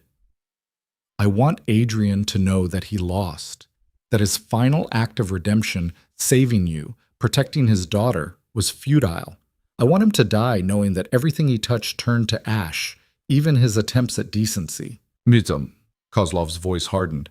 But since Adrian is already dying, I need someone to deliver that message. That's where you come in, Marcus. I'm not your messenger. Oh, but you are. Because if you don't go to Adrian right now and tell him exactly what I've done, I will mail him his daughter's fingers. 1 per day. Until he dies or I run out of fingers, whichever comes first. Lena's vision went white at the edges. Marcus's voice stayed level. He's in hospice, Victor, barely conscious. Your message won't even register. Then you'll have to make sure he understands before he slips away completely. You have 12 hours. After that, I start cutting. The line went dead. Lena grabbed Marcus's arm hard enough to hurt. We're not doing what he says. We're going to get her. Now. Ms. Hart, don't. Don't tell me we need to be strategic or smart or any of that. He just threatened to cut off my daughter's fingers. We go now, or I go alone. Marcus pulled the car over, turning to face her fully. If we go now, we die. Both of us. And Isla dies anyway. Probably worse because Kozlov will be angry we tried. But if I go to Adrian, if I deliver the message like Kozlov wants, that buys us time. Time to plan, to position resources, to watch my daughter get hurt while you make plans? Lena's voice rose. No, absolutely not. Adrian has people who are loyal to him, who owe him debts. If I tell him what's happening, he'll mobilize them. Even dying, even barely conscious, he'll find a way to help. But I can't do that from here, and I can't do it if I'm dead charging into Kozlov's compound with no backup. Lena wanted to scream, to hit him, to do anything but acknowledge he was right. How long? I can be at the hospice in 4 hours. Talk to Adrian, mobilize his people, get resources in place. 8 hours total before we move. Maybe 10. He said 12 before he starts hurting her. Kozlov won't start early. He wants to draw this out, make it hurt as long as possible. We have a window, narrow, but it exists. Lena closed her eyes, forcing herself to think instead of just react. Marcus was right. Going in blind was suicide. But 10 hours felt like 10 years when she thought about Isla alone, scared, wondering why her mother wasn't coming. Fine, 8 hours. But Marcus? If you're wrong, if he hurts her because we waited, then I'll hand you the gun to shoot me yourself. They drove in silence to the hospice facility where Adrian was spending his final days. It was nicer than Lena expected. More like a hotel than a hospital, with windows overlooking gardens and staff who moved quietly through halls that smelled like lavender instead of antiseptic. Marcus led her to a private room at the end of the corridor. He knocked once, soft, then pushed the door open. Adrian lay in a hospital bed that made him look even smaller than he had at the park. Machines beeped quietly, monitoring systems that were slowly shutting down. His skin had gone gray, his breathing shallow, and Lena had the disorienting thought that this wasn't the man who'd signed divorce papers with such cold efficiency. This was just someone dying, human and fragile. His eyes opened as they entered, fighting through whatever medication they had him on. Recognition flickered when he saw Marcus, then widened when he spotted Lena. "You came back," he rasped. "Not by choice." Lena moved to the bedside, and the words came out harder than she'd intended. "Kozlov has Isla." Whatever color remained in Adrian's face drained completely. "No." Marcus explained the situation in clinical terms. The abduction, the threat, the 12-hour deadline. Adrian listened without interrupting, his hands slowly curling into fists against the white sheets. "Victor wants you to suffer," Marcus finished. "He's using Isla to make sure your last days are agony." "Then he succeeded." Adrian's voice was barely audible. "How long do we have?" 8 hours before we move. But Adrian, you need to understand. This is going to take everything. Every favor you're owed, every person who's loyal to you, every resource you've built over 20 years. And even then, the odds aren't good. "I don't care about odds. That's my daughter." Adrian tried to sit up, failed, fell back against the pillows with a sound of frustration. "Get me a phone. Now." Lena watched as Marcus handed over a secure cell, watched as Adrian made call after call with a voice that grew stronger as he went, fueled by anger and desperation, and something that might have been love. He spoke in coded language to people whose names she didn't recognize, calling in debts and favors and threats that apparently still carried weight, even from a hospice bed. "Rodriguez owes me for the Baltimore situation. Tell him it's time to pay up. Chen's daughter, the one in medical school? I paid for that. He remembers Jackson, the weapons dealer in Pittsburgh. He has a shipment coming through next week. Tell him if he wants it to arrive unmolested, he'll provide what we need." 20 minutes of calls, and Adrian had assembled something that sounded like a small army. Lena felt sick watching it. This was the world she'd run from, the world of violence and debts, and men who traded favors measured in blood.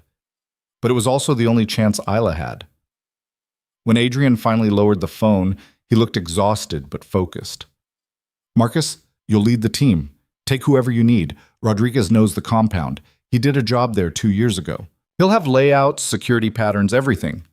"What about you?" Marcus asked. "What about me? I'm dying in a bed. I'm useless." "You're the only leverage we have. If things go wrong, if Kozlov won't negotiate, you're the only person he wants to hurt badly enough to trade for." Adrian was quiet for a long moment. Then, "You're suggesting we trade me for Isla." "I'm suggesting we have that option available if we need it." "Done, whatever it takes." Lena found her voice. "You can't leave this bed. You can barely breathe." "I can breathe well enough to trade my life for my daughter's. That math works out fine." Adrian looked at her directly. "Lena, I know you don't owe me anything. I know every instinct you have is telling you to run from this, from me, from all of it. But I'm asking you to trust me one more time. Let me do this. Let me be the father I should have been from the start." She wanted to refuse, wanted to tell him he didn't get to die heroically and erase 9 years of absence. But looking at him, really looking at him, past the anger and fear and exhaustion, she saw something genuine. Regret, yes, but also determination. He meant it. "Okay," she whispered, "but I'm going too." "Absolutely not." "That's my daughter in there. I'm going." "You're not trained for this. You'll be a liability." "I don't care. I've spent 9 years keeping Isla safe from your world, and I failed." "The least I can do is be there when we get her back." Lena's voice hardened. "You don't get to tell me no. Not about this." Adrian looked at Marcus, who shrugged. "She's right. It's her daughter, her call." "Fine, but you do exactly what Marcus tells you. No heroics, no improvisation. Understood?" "Understood." The next 6 hours were a blur of preparation. Marcus's contacts arrived at the hospice, hard-looking men and a few women who moved with the efficiency of people who'd done terrible things professionally. Rodriguez turned out to be a compact man with scarred knuckles and eyes that never stopped moving. He spread blueprints of Kozlov's compound across a table someone had brought in, marking entry points and guard rotations from memory. Kozlov keeps a core team of 8 at the compound, all ex-military, all loyal, but he rotates in contractors for special occasions. Given what he's doing, he probably has 15 people there, maybe 20. Rodriguez tapped the blueprint. There are 3 ways in. Front gate, suicide. Service entrance on the east side, better, but still exposed. And here, he pointed to what looked like a drainage tunnel. Old maintenance access from when the place was a hunting lodge. Probably hasn't been used in years, but it'll get you inside the perimeter. What about cameras? Marcus asked. Everywhere. But if Chen can hack the security system like he says, we can loop the feeds. Buy ourselves 10, maybe 15 minutes before they realize something's wrong. 15 minutes isn't much. It's what we've got. They planned in detail who would go where, what the signals would be, how to extract Isla once they found her. Lena absorbed it all in silence, trying not to think about the fact that these people were casually discussing killing and being killed like it was a weather forecast. Adrian watched from the bed, occasionally offering suggestions that everyone treated with the respect of people who'd learned the hard way not to ignore him. When someone brought weapons, a duffel bag full of guns that made Lena's stomach turn, he called Lena over. "You ever fired one of these?" he asked, gesturing at a compact pistol. "No." "Then you're not starting today. You stay with Marcus. You don't engage unless there's no other option. Your job is to grab Isla the second she's secured and get out. That's it. Can you do that?" "Yes." "Lena." He waited until she met his eyes. "I know this is horrible. I know you hate that it's come to this. But when you have Isla back, when this is over, you take Adrian's money and you run so far and so fast that no one from this world ever finds you again. You hear me?" "What about you?" "I'll be dead in a month anyway, but if I die today getting Isla out, at least I die doing something that matters." Lena felt tears burn her eyes. "I still don't forgive you." "I know, but maybe someday Isla will understand why her father wasn't there. Maybe that's enough." At 7 hours and 45 minutes, they loaded into 3 vehicles. Adrian came too, against every medical professional's advice, propped up in the back of Marcus's SUV, with enough medication to keep him conscious, but not much more. The drive to Kozlov's compound took 90 minutes through increasingly remote terrain. Lena watched the landscape turn from towns to forest to mountains, each mile taking them further from civilization and deeper into the kind of place where people could disappear completely. Marcus's radio crackled. "Chen here. I'm in position. Security system is accessible, but it's sophisticated. I can give you your 15 minutes, but after that, all bets are off." "Copy that." "Rodriguez?" "East service entrance is clear. 2 guards, but they're sloppy. We can take them quiet." "Good. Everyone hold position. We move on my signal." They parked a mile from the compound and hiked in through dense forest. Lena had expected to struggle, but adrenaline made her light, focused. Adrian was carried by 2 of Rodriguez's men, a stretcher modified to navigate rough terrain, and the absurdity of bringing a dying man to a rescue operation wasn't lost on anyone. The compound appeared through the trees, exactly as the blueprints had shown. 3 buildings arranged around a central courtyard, high walls, guards visible on the perimeter. Lights blazed from the main house, and Lena thought, "My daughter is in there, somewhere in that building, and these people think they can keep her from me." Marcus's voice was barely a whisper. "Chen, you're up. Looping cameras now. You've got your window. Make it count." They moved like water, smooth and inevitable. Rodriguez's team took the east entrance exactly as planned, 2 guards down before they could raise an alarm. Marcus led Lena and 3 others through the drainage tunnel, which was exactly as disgusting as it sounded, emerging inside the compound perimeter near what the blueprints marked as servant quarters. "Stay close," Marcus murmured to Lena. "Stay quiet. And if shooting starts, you get flat and stay flat until I tell you otherwise." They entered the main house through a kitchen door that Rodriguez's team had left unlocked. The interior was exactly what Lena would have expected from a crime lord's mountain retreat. Expensive but cold, all dark wood, and animal heads mounted on walls. And then she heard it. Isla's voice, faint but clear, coming from somewhere above them. I told you, I don't know where my mom is. She moves around a lot. A man's voice, amused. You're lying, little one. Children are terrible liars. I'm not lying, and I'm not little. I'm 9. Lena's hand went to her mouth to stifle a sound. Relief, terror, pride all mixed together. Isla was alive, unharmed by the sound of it, and apparently arguing with her captors. Marcus signaled, and they moved toward the stairs. That's when the lights came on, all of them, simultaneously flooding the house with glaring brightness, and Kozlov's voice echoed through hidden speakers. Welcome, Marcus. Lena, I was wondering when you'd arrive. You're early. I'm impressed. Guards appeared from everywhere, at least a dozen, blocking every exit. Lena found herself shoved behind Marcus, who'd drawn his weapon but hadn't fired. The math was simple. They were outnumbered and outmaneuvered. Put down the guns, Kozlov's voice continued, or I'll have my men shoot the child's mother first. She's unarmed, so it hardly seems sporting, but I don't have much patience for sport today. Marcus lowered his weapon slowly. His team followed suit. Excellent. Now bring them to the study. All of them, including... Kozlov's voice took on genuine interest. Is that Adrian Voss I see on the security feed? Oh, this is delightful. Bring him too. I want everyone in the same room for this. They were herded upstairs like cattle, guns at their backs. Lena counted the guards, 15 that she could see, probably more in reserve. Rodriguez's team had been captured at the service entrance. Chen was likely dead or running. This wasn't a rescue anymore. This was a slaughter waiting to happen. The study was large and lined with books no one had ever read. Kozlov sat behind a massive desk, and standing next to him, looking small but defiant, was Isla. Mom! She tried to run forward, but Kozlov's hand on her shoulder stopped her.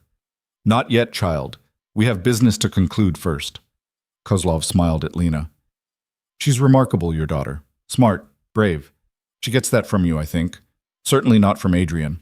Adrian was carried in on his stretcher, barely conscious but aware enough to see Isla. His expression broke completely. Let her go, Victor, he rasped. This is between us. Always has been. Oh, I'll let her go, eventually. But first, I want you to watch something. Kozlov pulled out a knife, long, cruel, designed to cause pain.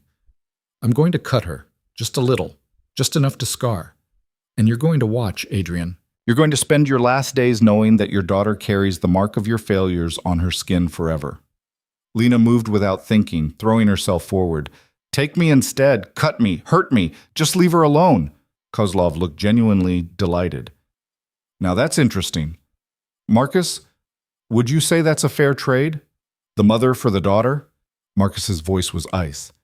Victor, if you touch that child, there's nowhere on earth you'll be safe. Adrian's people will hunt you forever. Adrian's people will be leaderless within the month. I'm not concerned. Kozlov raised the knife. Last chance, Adrian. Tell me it hurts. Tell me you're broken. Give me that satisfaction, and maybe, I'll make this quick. Adrian's eyes met Lena's across the room. Then he looked at Isla, who stood straight-backed and terrified but refusing to cry. Something shifted in his expression. A decision made, a price accepted. I'll trade myself, Adrian said. My life for theirs. Right now. You can kill me however you want. Take as long as you want. Make it as painful as you want. But you let Lena and Isla walk out of here. You let Marcus and his people leave. Everyone goes free except me. Adrian, no, Marcus started. It's done. Victor, that's my offer. You want to hurt me? Here I am. Already dying, but you can speed it up. Make it memorable. All I ask is you let my daughter go home. Whoops. Kozlov considered this. Knife still poised over Isla. The room held its breath. Why would I accept that when I can have both? When I can make you watch her suffer and then kill you anyway? Because, Adrian said, his voice gaining strength from somewhere, if you let them go, I'll tell you where I've hidden the Volkov shipment documentation. The evidence that proves your organization is behind the port murders last year. The evidence that could bring down your entire East Coast operation. That got Kozlov's attention. You're bluffing. Am I? You've been looking for those files for 18 months. Federal investigation stalled because the evidence disappeared. I made it disappear. And I'll tell you exactly where it is if you make this trade. The silence stretched. Then Kozlov lowered the knife and smiled, a terrible expression that held no warmth. Deal. But I set the terms. Lena and the child leave first. They get a 30-minute head start. Then Marcus and his people. Then you tell me about the files, Adrian. And then, his smile widened, then I take my time with you. Agreed. No, Lena's voice cracked. No, you can't. Adrian looked at her. Get Isla out of here, now. That's all that matters. Get her out and run and don't look back. I won't leave you to die alone. I'm not alone. Marcus is here. And I'm dying anyway, Lena. At least let me choose how. At least let me do this one thing right. His eyes found Isla. Take care of your mom, sweetheart. She's stronger than she thinks. And remember, none of this is your fault. You hear me? None of it. Isla's composure finally broke. Daddy, please don't. The word stopped everyone. Daddy. Isla had never called him that before, and hearing it now, in this moment, hit harder than any weapon in the room. Adrian's face crumpled. I love you, Isla. I'm sorry I wasn't there. I'm sorry for all of it, but I'm here now, and this is what fathers do. They protect their children, even if it costs everything. Kozlov's guards moved forward, grabbing Lena and Isla roughly. Lena fought, screaming, trying to reach Adrian, but they were too strong. The last thing she saw before they dragged her from the room was Adrian's face, peaceful despite everything, like he'd finally found the one thing he'd been searching for his entire life. Purpose. They were thrown into a car, Marcus shoved in beside them. The engine started and they were moving away from the compound, away from Adrian, away from the man who'd just traded his life for theirs. Isla sobbed against Lena's chest, and Lena held her daughter and tried not to think about what was happening in that study. Tried not to imagine the pain Adrian was enduring. Tried not to hear his screams in her imagination. We should go back, she told Marcus. We can't. He made his choice. We honor it by living. The car drove through darkness, and behind them, in a compound in the mountains, a man died to save a daughter he barely knew. It wasn't redemption exactly. Too little, too late for that. But it was something. A final accounting. A debt paid in the only currency he had left. And in the car, speeding toward an uncertain future, Lena held Isla and whispered the only truth she had. We're safe now. We're finally safe. Even if safety had cost them everything else. The safe house Marcus brought them to was 3 states away, buried in the kind of rural Pennsylvania nowhere that didn't show up on most maps. Lena barely remembered the drive, just Isla's weight against her chest and the sound of her daughter's breathing slowly evening out as shock gave way to exhaustion. We stay here for 72 hours, Marcus said, carrying their bags inside. Then we move you to the final location. New names, new everything. But right now, you both need to sleep. Lena couldn't imagine sleeping. Every time she closed her eyes, she saw Adrian's face, that moment of peace before they dragged her away. How long do you think it took? Marcus knew what she was asking. Kozlov would have made it last, hours probably. But Adrian was already dying. His body couldn't have held on too long, no matter what Kozlov did. That's supposed to make me feel better? No. Nothing's supposed to make you feel better. He died badly so you could live. That's just the truth of it. Isla stirred against Lena's shoulder. I want to go to bed now. Marcus showed them to a bedroom upstairs. Simple, clean, anonymous. Lena helped Isla into borrowed pajamas and tucked her under blankets that smelled like detergent and nothing else. Mom? Isla's voice was small in the darkness. Is it my fault he died? No, baby. None of this is your fault. But if I hadn't existed, if you'd never been pregnant, you wouldn't have left him. And then he wouldn't have been looking for us. And Kozlov wouldn't have taken me, and Daddy would still be... Her voice cracked. He'd still be alive. Lena lay down beside her daughter, pulling her close. Isla, listen to me. Your father was dying before any of this happened. The cancer was killing him. What happened tonight, that wasn't about you causing his death. That was about him choosing how to spend his last days. He chose to save you. That's not your fault. That's his gift. I called him Daddy. I didn't mean to. It just came out. I know. Do you think he minded? Lena thought about the look on Adrian's face when Isla had said it, the way everything had just stopped for a second. No, sweetheart. I think it might have been the best thing anyone ever called him. Isla was quiet for a long time. Then, I'm sad he's gone. Is that weird? I barely knew him. It's not weird. You can be sad for what might have been, even if it never was. Are you sad? Lena considered lying, decided against it. Yeah, I am. Not for me. I let go of Adrian a long time ago. But for him, maybe. For the person he could have been if he'd made different choices. And for you, losing a father you just found. Do you think he was scared at the end? I think he was probably relieved. He got to do something that mattered. He got to save you. For a man who spent his whole life doing terrible things, getting to do one purely good thing before he died, that's probably all he wanted. Isla processed this with the seriousness she brought to everything. I'm going to remember him, not perfect, but real. Is that okay? That's exactly right. They fell asleep like that, tangled together, and Lena dreamed of signing divorce papers and walking away while someone she barely knew watched her leave with relief in his eyes. She woke once in the deep night to find Isla sitting up, clutching the ring Adrian had given her. Can't sleep? Lena whispered. I keep thinking about what the inscription says. Until we meet again. Do you think that means something? Like after death? I don't know, baby. Maybe. Or maybe it just means that people stay with us even when they're gone. In memories. In the things they taught us. In the choices they made that changed our lives. That's not as good as heaven. No, it's not. But it's what we've got. Marcus knocked on their door at dawn with news that made Lena's blood run cold. Kozlov's compound was raided last night. Federal agents working on an anonymous tip that included detailed information about his operations and the location of the Volkov files. Lena sat up slowly. Adrian. He must have set it up before we went in. Probably had someone waiting with instructions. If he didn't check in by a certain time, send everything to the FBI. Kozlov and 17 of his people were arrested. They found Adrian's body in the study. Marcus's voice stayed carefully neutral.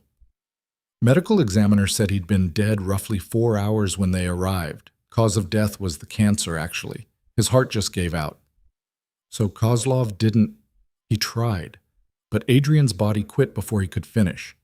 One last way of denying Victor what he wanted. Ila had been listening from the bed. Is Kozlov in jail now?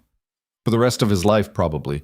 The evidence Adrian provided connects him to 14 murders and about 20 million in illegal operations. He's done. Good. Isla's voice was hard in a way that made Lena's heart hurt. I hope he stays there forever. They spent 2 more days at the safe house while Marcus finalized their new identities. The news covered Adrian's death briefly. Crime lord found dead in raid, connections to organized crime, no family to claim the body. Lena wondered who would bury him, if anyone would come to mourn. Then Marcus told her Adrian had made arrangements months ago when the diagnosis came. Cremation, no service, ashes scattered at sea. He didn't want anyone to mourn him, Marcus explained. Said he didn't deserve it, but he left instructions for his estate. Everything, all of it, goes to Ila. Held in trust until she's 25, managed by a firm that doesn't know who she is or where she lives. It's about 40 million, after taxes and liquidation. Lena's head spun. 40 million? He spent 20 years building an empire. This is what's left after the legitimate parts are separated from the criminal ones. The criminal assets were seized, but the legal investments, properties, businesses, those go to his daughter. I don't want his blood money, Isla said. Marcus looked at her with something like respect. It's not all blood money. About half of it came from legitimate investments he made over the years. Real estate, tech companies, regular business stuff. And even the questionable half, well, you can choose what to do with it when you're old enough. Use it for good, maybe. Make it mean something different than what it meant to him. The thought seemed to settle something in Isla. Could I use it to help people? Like kids whose parents are in jail or who got hurt by people like Kozlov? When you're 25, you can use it however you want. Their final destination was a small coastal town in Oregon that Lena had never heard of. Marcus drove them personally, and as they crossed state lines, Lena felt the weight of the past 9 years. All the running, all the fear, all the moving, finally start to lift. Your new names are Sarah and Emma Mitchell, Marcus said. Sarah, you're a widow. Teacher who's relocating for a fresh start. Emma, you're 12 now on paper. We aged you up 3 years to account for the gaps in your education from all the moving. Why can't we keep being Emma and Sophie Reed? Lena asked. Because those identities were in Adrian's system. He knew about them, which means they're potentially compromised. These are completely clean. No connection to Adrian, to me, to any of it. As far as the world knows, Sarah and Emma Mitchell have existed their whole lives. They arrived at a house overlooking the Pacific Ocean, modest, weathered, perfect. Inside, Marcus had arranged everything: furniture, clothes in their sizes, school enrollment forms for Isla, job applications for Lena at the local elementary school. This is it, he said. After I leave, we don't have contact again. You're on your own. Can you handle that? Lena looked around the house that would be their home, their real home, the place they could finally stop running. Yeah, we can handle it. Marcus crouched down to Isla's level. Your father asked me to tell you something if I ever got you somewhere safe. He said to tell you that you were the best thing he never got to have, and that he hopes you live a life so bright it makes up for how dark his was. Isla's eyes filled with tears, but she nodded. Thank you for saving us. I didn't save you. Your father did. I just drove the car. Marcus stood, shook Lena's hand once, and walked out of their lives forever. The first month was the hardest. Lena kept waiting for something to go wrong, for someone to recognize them, for Kozlov's people to come seeking revenge, for the other shoe to drop. But nothing happened. Sarah Mitchell got a job teaching 3rd grade. Emma Mitchell started 7th grade and joined the volleyball team. They went to the grocery store and the library and the beach. And slowly, so slowly, Lena started to believe they might actually be safe. Isla struggled more. She had nightmares about the compound, about Kozlov's knife, about watching Adrian's face as they dragged her away. Lena found a therapist in the next town over, paid cash, used a fake name for the sessions. The therapist was good, patient, and didn't push when Isla said there were things she couldn't talk about. She's carrying trauma, the therapist told Lena after a session. Significant trauma. It's going to take years to process, maybe a lifetime, but she's resilient. She'll find ways to cope. Isla's way of coping turned out to be research. She devoured books about organized crime, about children who grew up in dangerous situations, about trauma and recovery and resilience. On her 12th birthday, her real 12th birthday, not the doctored one on her papers, she told Lena she'd made a decision. When I get the money from Dad's trust, I want to start a foundation for kids like me, kids who got caught up in their parents' bad choices and need help getting out. That's a long way away, baby. I know, but I want to plan for it now. I want to make something good out of what happened. Lena pulled her daughter close. Your father would have liked that, making something good out of the mess. Years passed. Emma Mitchell became a stellar student, quiet but intense, the kind of kid teachers wrote college recommendations for without being asked. She played volleyball through high school, won a scholarship to a small liberal arts college, and majored in social work with a minor in criminal justice. Lena, Sarah, she reminded herself constantly, taught elementary school and dated occasionally, but never seriously. She'd learned her lesson about giving her heart to complicated men. Instead, she poured her energy into her daughter and her students, and building a life that was so normal it sometimes felt surreal. When Isla turned 18, she asked Lena to tell her everything about Adrian. Not the sanitized version, but the real story. All of it. Lena told her about the marriage, the divorce, the cold efficiency with which Adrian had ended things. She told her about the years of running, about Phoenix and Marcus showing up, about the decision to meet Adrian in that park. He wasn't a good man, Lena said, but at the very end he tried to be a good father. That's the complicated truth. I wish I'd known him longer, Isla said. I wish I'd gotten to ask him more questions. What would you ask him? Isla thought about it. I'd ask him if he was happy, even once. I'd ask him if he thought the power was worth it, and I'd ask him if he'd do it all again, knowing how it ended. What do you think he'd say? I think he'd say no to the first question, no to the second, and yes to the third, because it ended with him saving me, and that's the only part he didn't regret. When Isla turned 25, the trust fund transferred to her control. $40 million and change, grown through careful management into nearly $60 million. She spent 6 months consulting with lawyers and financial advisors and people who understood nonprofits, and then she launched the Voss Foundation. "You're using his name," Lena said when she saw the paperwork. "He doesn't get to be forgotten. The bad stuff and the good stuff, it all happened. Pretending he didn't exist doesn't help anyone." Isla looked at her mother. "Besides, Adrian Voss died saving his daughter. That's how I want him remembered. Not as a crime lord, as a father who made terrible choices but one final good one." The foundation focused on children caught in the criminal justice system, kids with parents in prison, kids who'd witnessed violence, kids who needed help that the regular system couldn't provide. Isla hired people who'd lived through similar situations, created programs that actually worked, and poured money into making sure no child got lost the way she almost had. By the time she was 30, the Voss Foundation operated in 15 states and had helped thousands of kids. Isla appeared on news programs occasionally, always careful with her words, never mentioning her own connection to the name she'd chosen. As far as anyone knew, Adrian Voss had died without heirs, and some distant relative had decided to honor his memory this way. Lena, who would always think of herself as Lena, no matter what her ID said, watched her daughter build this empire of goodness and thought about the man who'd made it possible. She didn't forgive Adrian exactly. Forgiveness seemed beside the point after all these years. But she understood him better now, watching how Isla used his money to heal wounds similar to the ones he'd inflicted. On the 10th anniversary of Adrian's death, Isla drove to the coast where his ashes had been scattered. Lena went with her, and they stood on the beach watching waves crash against rocks. "Do you think he's at peace?" Isla asked. "I don't believe in that kind of peace, but if anything comes after this, yeah, I think he's probably okay. He paid his debts at the end." Isla pulled out the ring, the one with the inscription, and turned it over in her fingers. She'd worn it on a chain around her neck for years, a reminder of where she'd come from and what it had cost. "Mom, can I ask you something I've never asked before?"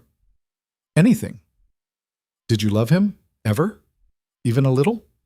Lena considered the question seriously. "I loved who I thought he might become. I loved the potential I saw in him, the moments when he almost seemed human.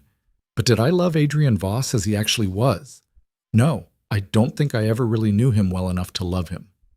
But at the end, when he traded himself for us, did that change anything?" It changed how the story ended, not what came before. Lena looked at her daughter. "You can honor what he did without pretending he was something he wasn't. That's what you're doing with the foundation. That's enough." Isla nodded slowly, then did something unexpected. She took off the necklace and threw the ring into the ocean as hard as she could. "What are you doing?" Lena asked, startled. "Letting go. The inscription says, 'Until we meet again,' but I don't need to meet him again. I don't need to carry him around my neck anymore. What he did matters. What I'm doing with what he left me matters. But I don't need the physical reminder." They watched the ring disappear into the waves, pulled under by currents that would carry it far from shore. "Feel better?" Lena asked. "Yeah, actually I do." They drove home in comfortable silence, and that night Lena pulled out a box she'd kept hidden for 15 years. Inside were the divorce papers, the settlement check stub, and a single photo from her wedding day. Her and Adrian, both of them young and uncertain, playing at being people they'd never become. She burned it all in the fireplace, watching the papers curl and blacken and turn to ash. Isla sat beside her, and together they witnessed the past become smoke. "I have something to tell you," Lena said. "I've been thinking about it for a while, and I've decided. I'm changing my name back, legally, to Lena Hart. After all this time hiding, I'm tired of hiding. Kozlov's in prison for life. Adrian's people scattered after he died. The threat is gone, Isla, and I want to be myself again. Not Sarah Mitchell, not Mara Clark, just Lena Hart, who survived and built something good out of the wreckage." Isla smiled. "Can I use my real name too?" "Your real name is Isla Grace Clark. You've never been anything else. Then that's who I want to be. No more Emma Mitchell." They started the process the next week. Legal name changes, new documents that finally reflected who they actually were. It felt dangerous and liberating at the same time, like stepping out of shadows they'd been hiding in for so long They'd forgotten what sunlight felt like. 6 months later, Lena Hart and Isla Clark stood in front of a judge and officially reclaimed their identities.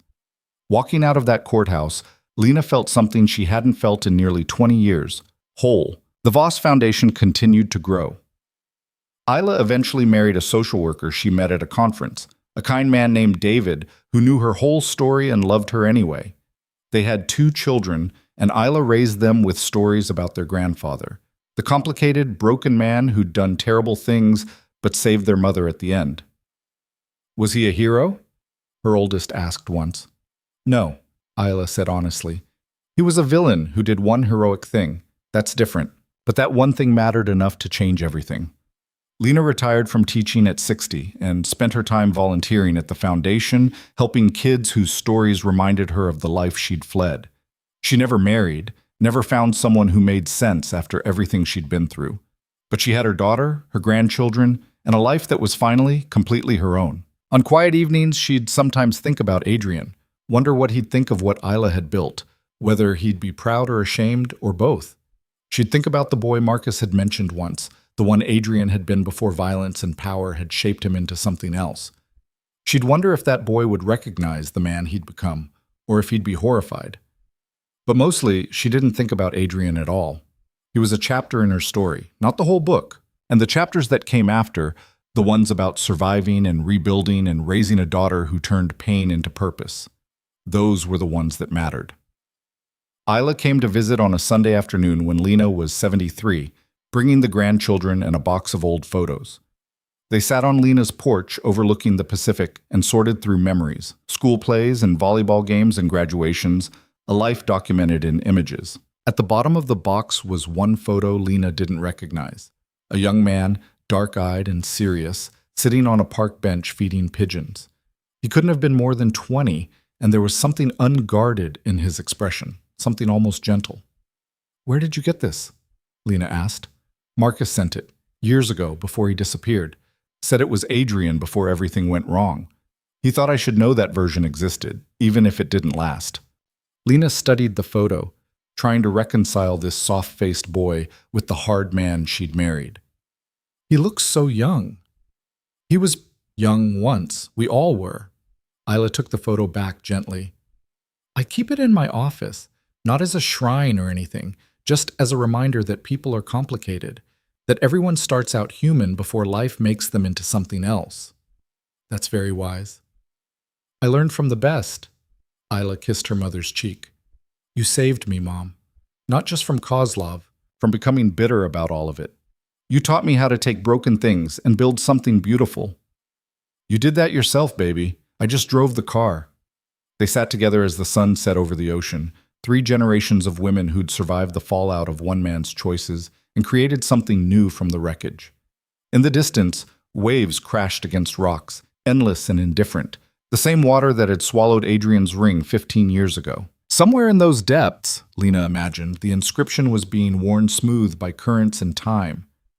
"Until we meet again," becoming unreadable, just a circle of metal that meant nothing to the fish and kelp and creatures that lived where light didn't reach. And maybe that was fitting.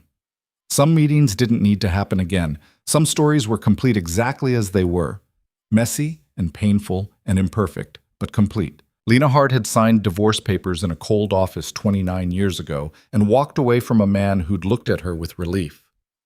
She'd spent 9 years running, 1 night in hell, and 19 years building something real. She'd been invisible, and then finally, blessedly, herself. That was enough. That was more than enough.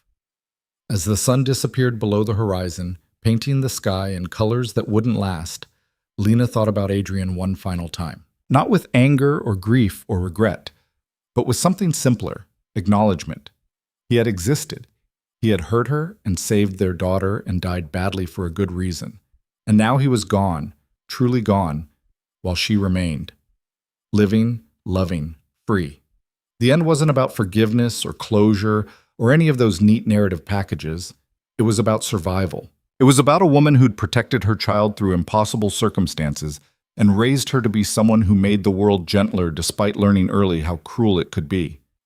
It was about Isla Clark, who'd met her father once and lost him immediately, but used his legacy to help thousands of children who needed exactly what she'd needed: someone to see them, to believe them, to fight for them when they couldn't fight for themselves. And it was about Adrian Voss, who'd lived terribly and died in agony, but in those final hours had been exactly what a father should be: willing to give everything for his child's safety. Not redemption, not absolution. Just one good choice at the end of a life full of bad ones. Sometimes, Lena thought as her grandchildren played in the yard and Isla dozed beside her, that's all anyone gets. One chance to do the right thing when it matters most. Adrian had taken his chance, and in doing so, he'd given Lena and Isla theirs. The rest was just living, and living, it turned out, was enough.